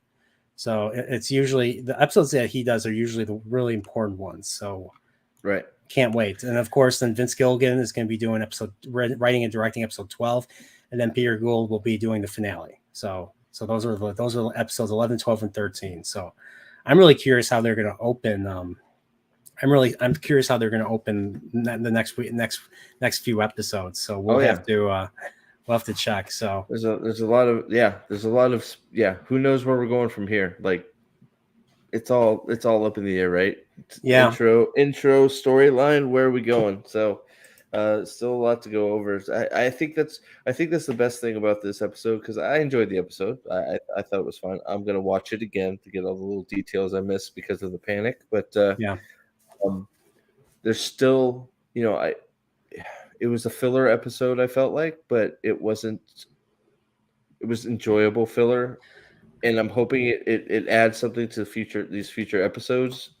But there's still, with the 3 episodes left, there's now I see there's like, okay, 3 episodes. I could see them having enough stuff to fill up to make it good and wrap some things up. Right. It was sort of in a place where it's like, what are they going to do with these last 4? But I could see them sort of getting it all crunched together now. I'm putting up a poll right now. Okay. All right, and that's the community. Okay, so it should be up now. So there's a poll up, and I hope you guys are all honest with the answers. And it's do you think we'll see Walt and Jesse next week? Yes or no? So we'll have to find out so far. Yeah. So I think that's a good solid poll. So, oh boy. So yeah, that was a good one, man. So it was. Any final thoughts on this particular episode? No, I got to go through it a little bit. Like I said a few times, I got to watch it again. But I enjoyed what I saw of it. Without it was a fun episode. I thought it was nice to see sort of Gene going back to his roots. He's sort of an amalgamation of several characters now, as Chad has said. He's using Mike, channeling his Mike, channeling his Walt, channeling his Saul. I'm sure there's probably some Kim in there somewhere. So maybe some Jesse. Yeah, it was nice to see Saul back in his element and not sort of timid Gene. I sort of took it like it didn't. The episode ended with him turning the radios back on, right? Mm-hmm. So I felt like that was sort of him crawling back into Gene. Is this like him putting the suit back and the radios back on? And I felt like that was him sort of resting back into his Gene life, and that was sort of just like a quick tour back into Saul land, which is now over for Gene. So I see that's why people think that that this is going to be the last Gene era episode, but I don't know. I don't know that Jeff's had enough. I think that's going to come back around. Okay. So far we have 17 votes in the last minute, and so far 71% say yes and 29% say no. So if you haven't voted yet, hit the vote. 47 people here. Hit the vote. Let us know what you're thinking. So, but the episode ends. But yeah, I didn't go into the next week thing. So we see a teaser, and Tom Forsythe brings it up. So we see that we see the teaser is Gene at a crossroads. Yep. Now the question is Gene at the crossroads, or is Saul at the crossroads before he becomes Gene? And because he's clearly talking to Kim in this segment. He's literally saying you can get over it. You can get, he said something like you can get over it or something. So I'm curious if this is I'm assuming it's Kim. I might be wrong though.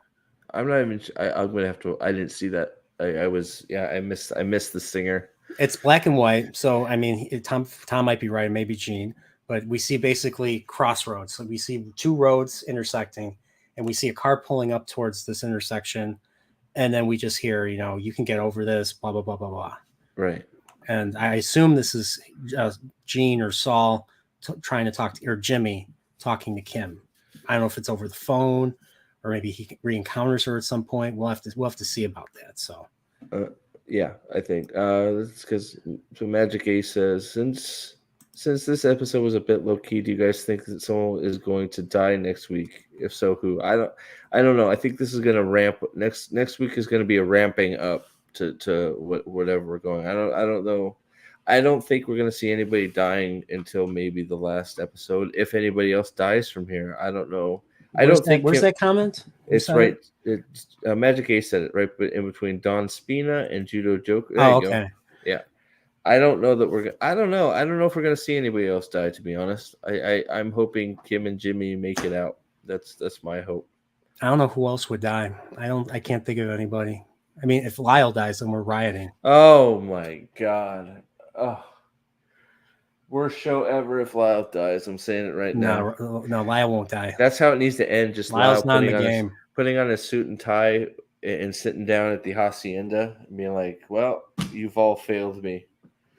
I'm curious. You think I'm curious. I know Lyle's just a simple employee, but maybe Lyle is Gus. Maybe Gus left all of his fortune. Maybe he had a secret fortune. Gus doesn't Lyle that wasn't taken away by the.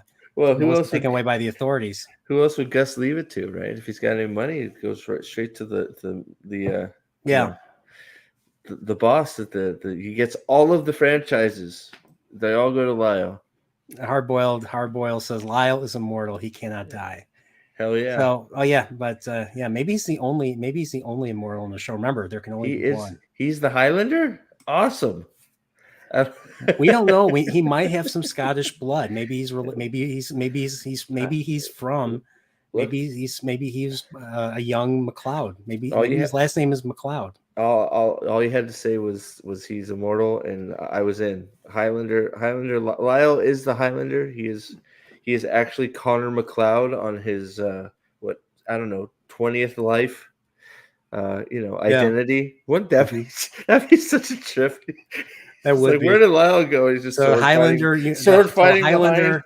Highlander. So the Gilligan verse and the Highlander verse they just intersect. That'd be so cool. Just for a single movie. Like, how funny would that be? It's like, why isn't Lyle at the ticker and like at the till? He's just outside sword fighting. He chops the guy's head off. And you're like, what just happened? So we got Radio Chaos here. Is like Lyle hooks up with Drama Girl. The makeup girl. I think is a makeup girl. Yeah, I could see that. I could definitely see that. Oh man, Lyle is a Jason Bourne. XYZ Cross says Slippin' Jeffy was the best scene. Yeah, it was. I was like, whoa, what's he gonna do? What's he gonna do? Yeah. And Judo Joker's like, Lyle is actually young Jason Bourne. I can believe that too. He's got that baby face. So, J Moose has a good question. Okay. So Jimmy is at a crossroads.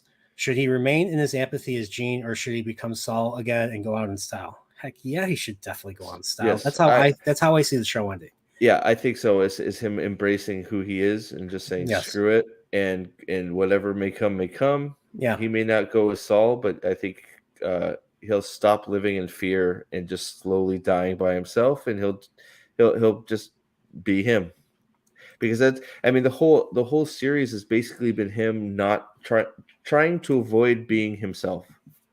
Yeah, the whole series has been Jimmy, you're too this, Saul, you're too that, this, that, the other, and not being himself and being happy. And I hope that's where it ends, is him just going, you know what, screw everybody else. This is me. I'm going to do what I want. And we have Tyler here. Welcome, Tyler. I think this is I don't know if this is your first time here, but I think this is first time chat. He says, thanks, but no thanks on the love story crap. Unless they reunite, I am done with Kim. Okay. I don't think we'll see Kim until Jimmy or Saul sees Kim again. So what happened? Because I mean, this show is mainly from his point of view, and mainly, I know, like it's split between him and Mike mostly, but I don't think we'll get a Kim centric episode. What I think if we do, I mean, I wouldn't put it past them to do a Kim centric episode to see what she's been up to, but I don't think we'll see her until Jimmy sees her. I think it would be more. It might be more impactful if we don't see her until Jimmy or Saul or Gene sees her. So yeah, sort of up in the air. I don't. It could be interesting. I don't know. I don't know that it's a full episode of it, but yeah. So we got so it's been 8 minutes and we have 25 votes. 72% say yes. Walt and Jesse will show up next week, and 28% say no. So all right. Well, so you heard it here first. Poll is still up if you wanna click yes or no. So, but Tyler, thanks for your comment. Yeah. I'm gonna have to get rolling here in the next 5-10 minutes. So just to give you a heads up. All right, okay. No, I'm just letting you know, man. I know. Unfortunately got to go to damn work. Oh yeah, of course. Yeah, work comes first. Well, no, it don't. I try to take off as much time to do this with you as I can. So Corey the Norm, thank you for coming by. He says, I was really hoping for a direct tie-in to Slip and Jimmy. I was disappointed that Marion wasn't a farting nun.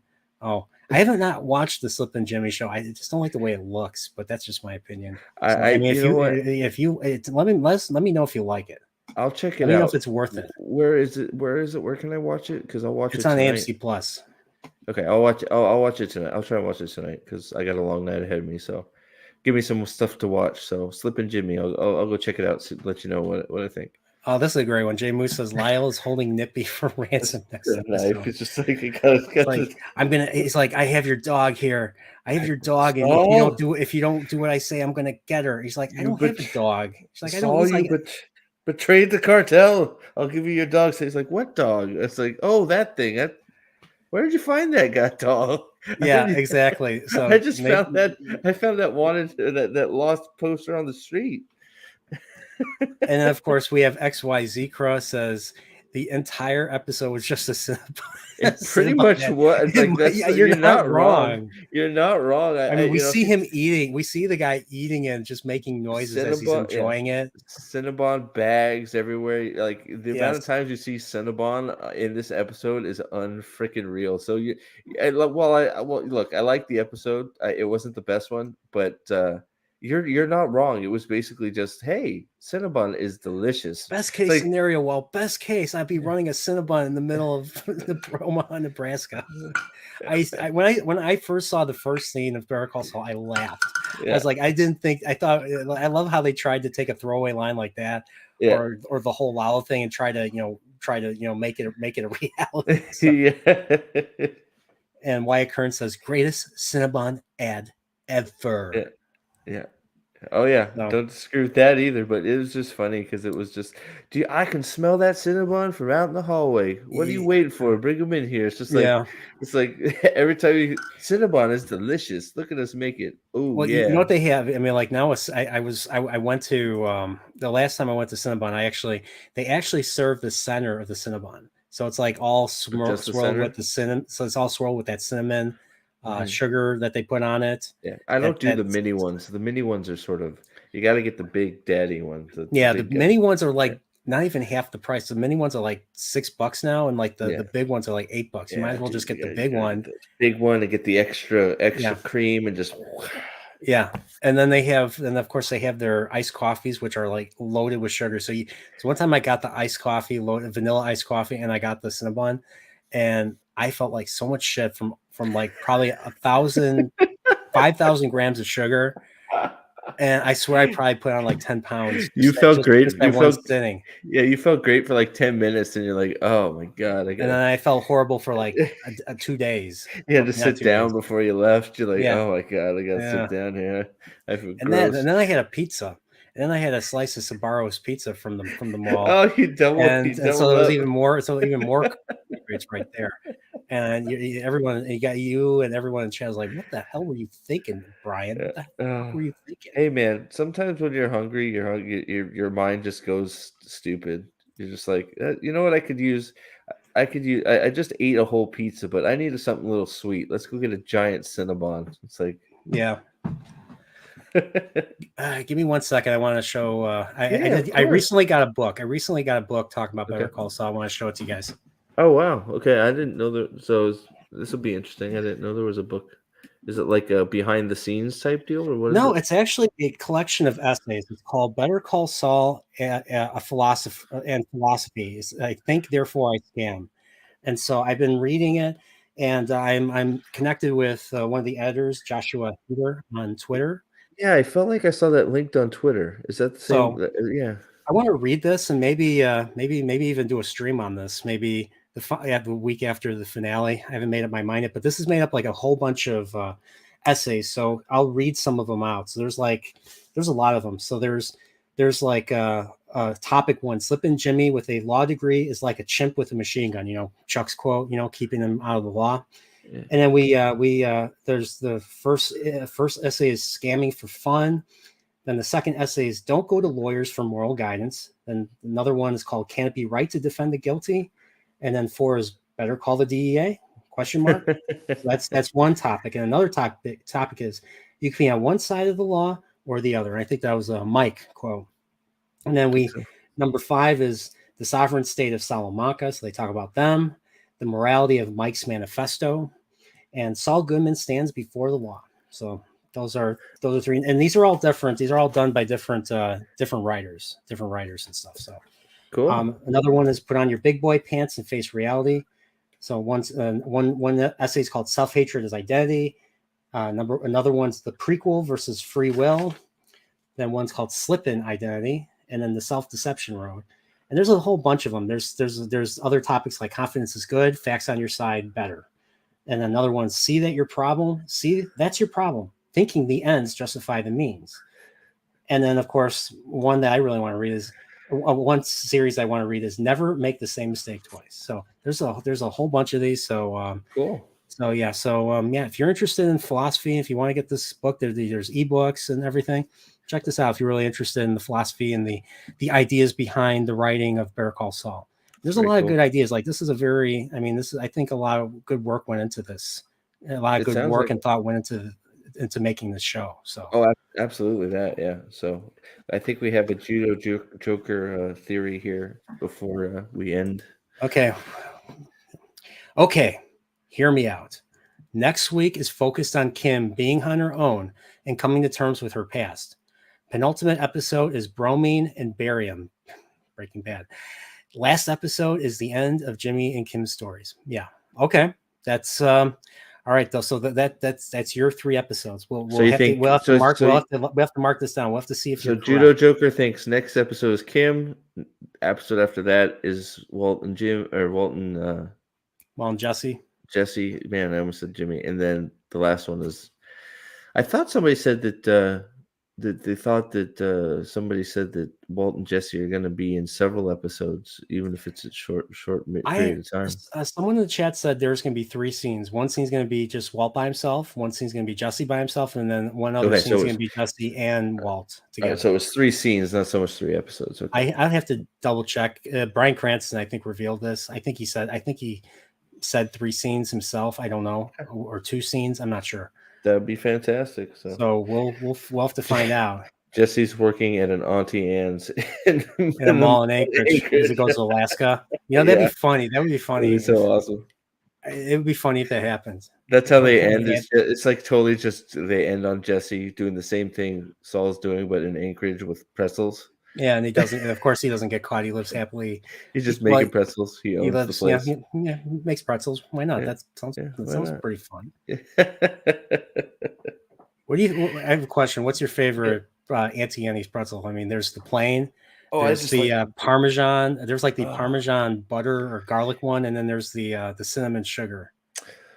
I think you know what? I tend to find myself going for the plain one, and I don't even put anything on it. Just nice and just by itself, just the plain one, and just sort of nibble on it, right? The cinnamon one, I didn't do the Parmesan one. I haven't done that one before, but I've always seemed to just go right for the plain one. Sometimes the cinnamon one if I need something sweet, but I'm a fan of the plain Auntie Anne's pretzel myself.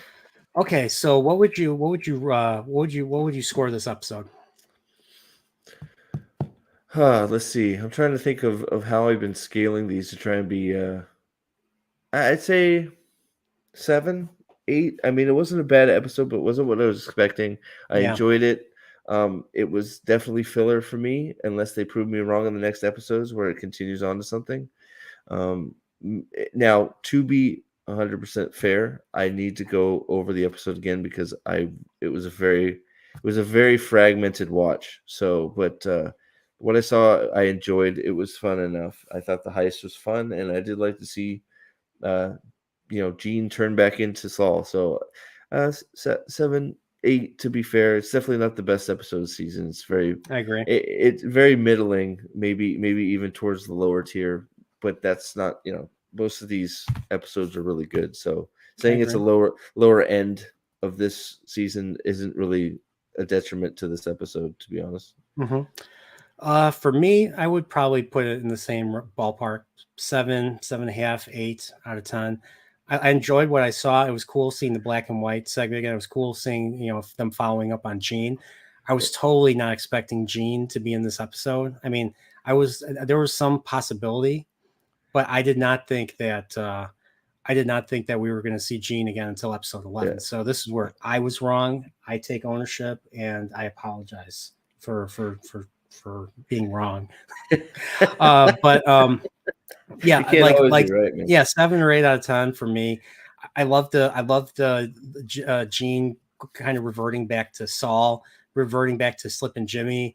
The whole montage of his routine. And the thing is, I could see why they didn't do a full Gene episode until recently, because Gene doesn't really do much. I mean, his life is just a routine. Yeah. Going to work, making the Cinnabons, cleaning up, taking out the garbage at the end, locking up, and rinse and repeat the next day. Yep. But this time he goes to security, and he starts a scam. And he starts a nice little scheme. Yeah. And it was fun seeing another montage of him doing all that, seeing split screen, 4 screens on the TV, and and seeing him deal with Jeff, because I was curious how he was going to deal with it, because it's been over 2 years since the last thing he said during this era was, "I'll fix it myself," and then he hangs up the phone on Ed. Yep. So I wanted to see it. So it kind of wraps that one up. I don't know. Yeah. But honestly, I do think Jeff is going to be an idiot. I agree with you guys. I think Jeff is going to be an idiot. And he's going to want more. And then this is probably going to be how Gene goes down ultimately. Probably. So we'll see. I mean, there's still 3 episodes left. I made my opening because I thought we were going to see more Saul Goodman. That's what I was expecting. So I was just like, oh. Yes. 10 but by the way, 10 out of 10 for Nippo's well-being. Agreed. Nippo's well-being. XYZ Krug gives this a 10 out of 10. This episode was so impactful. I'm so elated that Nippy was rescued and is now safe and sound. Yeah, because Nippy never existed. Nippy, yay! You guys are killing me with all the food talk. I give this episode a 5.5 out of 10. Okay. Yeah, it's one of those. It's hard. If we're gonna be rating, especially if we're going on the House of the Dragon, if you want a number, I'm gonna have to work on how I'm scaling these, to be fair, because rubric. Yeah, I mean, rather than just going off the top of my head and going 7, I got to figure out how I want to do it, because I'd like to be consistent, because to make it somewhat measurable. Yeah, so if I say we're just pulling this out of our ass. I'm pulling this out of my ass. Yeah, because it's one of those. I don't know that a 5.5 is unfair to depending on how you base stuff, right? I mean, obviously 10 is it should be almost impossible. 10 should be freaking like crazy good. This did feel like a setup episode. Yeah. And Wyatt Kern disagrees. He doesn't feel this is a filler episode. He feels it progressed Gene's character and concluded Jeff's story. We'll see if this truly did conclude Jeff's story. Yeah, we'll see. It's like I said. It's like maybe it is leading to something, and they have earned my trust when it comes to that. If it's not filler, I mean, it just had that feeling of a little filler to me. But I do get what you're saying, and I don't disagree with you. That could continue on for or it could be done. Yeah. So Chris Collins says, "What is left for the next 3 episodes? Seems like it's all Gene from here out." No, I don't think so. I actually think it's the opposite. I think you're going to get more Saul and Kim and Saul and Kim together. Yeah, that's what I'm thinking. And I think the finale will be Gene. Yeah. So it'll be interesting. So, but who knows what we thought this was Walt and Jimmy. So we're, Chris, you could be absolutely 100% right. Yeah, it could be. And then Magic Ace says a 10. If you want to measure a 10, just look no further than Felina from Breaking Bad, which was the series finale of Breaking Bad. Yeah. I always thought 10 would be more Ozymandias, and Felina would be a more of a 9 or 9.5, because they kind of left. I don't know. I'm assuming it was originally intentional. I don't know this for sure, but they kind of left the Jesse's thing in the they left Jesse's story or Jesse's fate ambiguous until 6 years later, when El Camino came out. So obviously they wanted to end it ultimately with Walter, because the story revolves around Walter White, so it was going to end his story. So that's why they kept that's why they kept it ambiguous with just Jesse just driving off with the El Camino laughing hysterically. Yeah. So yeah, definitely. So all right. And 6. So in all seriousness, 6.5 out of 10 provides some closure to Jeff's story, and now Saul has leverage on Jeff. It was also nice to have a full episode dedicated to the Gene timeline. Yeah, totally. Agreed. Yeah. So he says, you guys make a good point about Gene having limited runtime. That's why I feel like we have to see more Kim now. We know Saul's story, and I don't want 2 full episodes wrapping up Gene's story. Yeah, Same here. Yeah, unless Gene makes a total turn and starts going full Saul again, and then at that point it's not Gene anymore. We're back to Saul. I mean, it'd be sort of interesting if we start with Gene in one episode and then he reverts back to Saul and it goes back to color or something like that. I honestly was hoping that they would do this chronologically, because I'm a big. I prefer to see things chronologically most of the time. But the way Better Call Saul's been doing it, I like seeing especially with cold opens, they'll go back in time, or they'll do flashbacks, or they'll do flash forwards. That stuff I like. Yeah. But I don't know. I was hoping the Gene stuff would be put aside till after all the Saul stuff. So we'll have to see why they decided to do this now. So I guess we'll have to see. I'm hoping it leads somewhere. Yep. So, I'm right there with you. subscribe to Prophet of the Dragon. And if you're new here and you haven't subscribed to me, subscribe to me. I do these Better Call Saul shows every week. I also do the Orville. Me and Steve, once Better Call Saul's over with, me and Steve are going to be doing on Sundays after. I know a lot of people did not like the final season of Game of Thrones. I know I'm one of them. It was one of the worst seasons I've ever seen. I'd never been so let down from a show before. Yep. But House of the Dragon looks good. Everybody's been, laser focused on Lord of the Rings, Rings of Power. And I'll be honest, that doesn't look nearly as good as House of the Dragon does. So in House of the Dragon, we know what ultimately happens, but it's just they're going to be adding dialogue, and it looks good. It looks everything about it looks better. And the dragons, the dragons look good. Sorry, go ahead. Didn't mean to interrupt. But if you want to check out our review, we just watched. Me and Steve just watched the trailer and did a trailer reaction. It's on Steve's channel, so check that out. Should they check it out, Steve? Should they watch it? Yeah, check it out. Why not? I mean, it's gonna, hopefully more like this. I mean, same echo the same sentiments as you with Game of Thrones. And we say in the trailer review, I don't know if I'm just aching for some good fantasy, but it looks leaps and bounds, like just the costuming and the special effects looks leaps and bounds better than all the rest of it. So I'm going to give it a shot. I'm going to try and ignore the fact that it's a Game of Thrones property and try and go in fresh and give it its own fair shake. and we'll see what it looks like. I hope it's good. I would love to have a good fantasy show out there. I would love. Yeah, that was my big problem with Game of Thrones, is that they didn't even close storylines. There were so many questions that they just left unanswered because the showrunners just wanted to end it and go to Star Wars. That's exactly what they did, and then they didn't even get the Star Wars project anyways. Yeah. So they're just I guess all they've been doing since then is just been hanging out with their boats and hoes. Yep, that's right. Boats and hoes doing nothing. They made the money. They don't look. They haven't done a thing. Anymore. They haven't done a thing since they killed it. So I think that speaks volumes. So yeah. But so everybody, thank you once again for watching. So subscribe to Steve and please and subscribe to me. My channel is called Nerdporial Lifeform. I just call myself Barracall Nerdporial just to be funny and edgy, because I'm that type of guy. I'm just so edgy. You're an edge and everything. And and Ghoul, we trust. 3 more episodes left. I think they'll hit the landing. I hope it's not divisive, because I am sick of most Hollywood shows, most Hollywood people thinking that being divisive is great for them, because it's not. It's not. It's the opposite. Yep. And turning fans on and having fans turning fans on each other, calling each other names and stuff is not cool either. So, nope. But yeah, everybody, take care, stay Nerdporial, and if you just came in, well, you got to see once again how I opened it. So other than that, take care. I had a good job until my boss accused me of stealing. I better call Saul.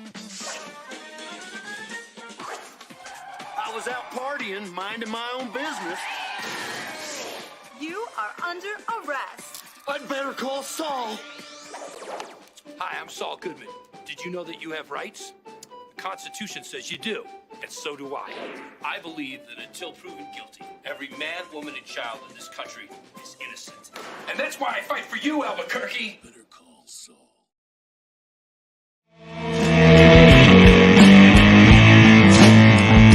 Not a chance.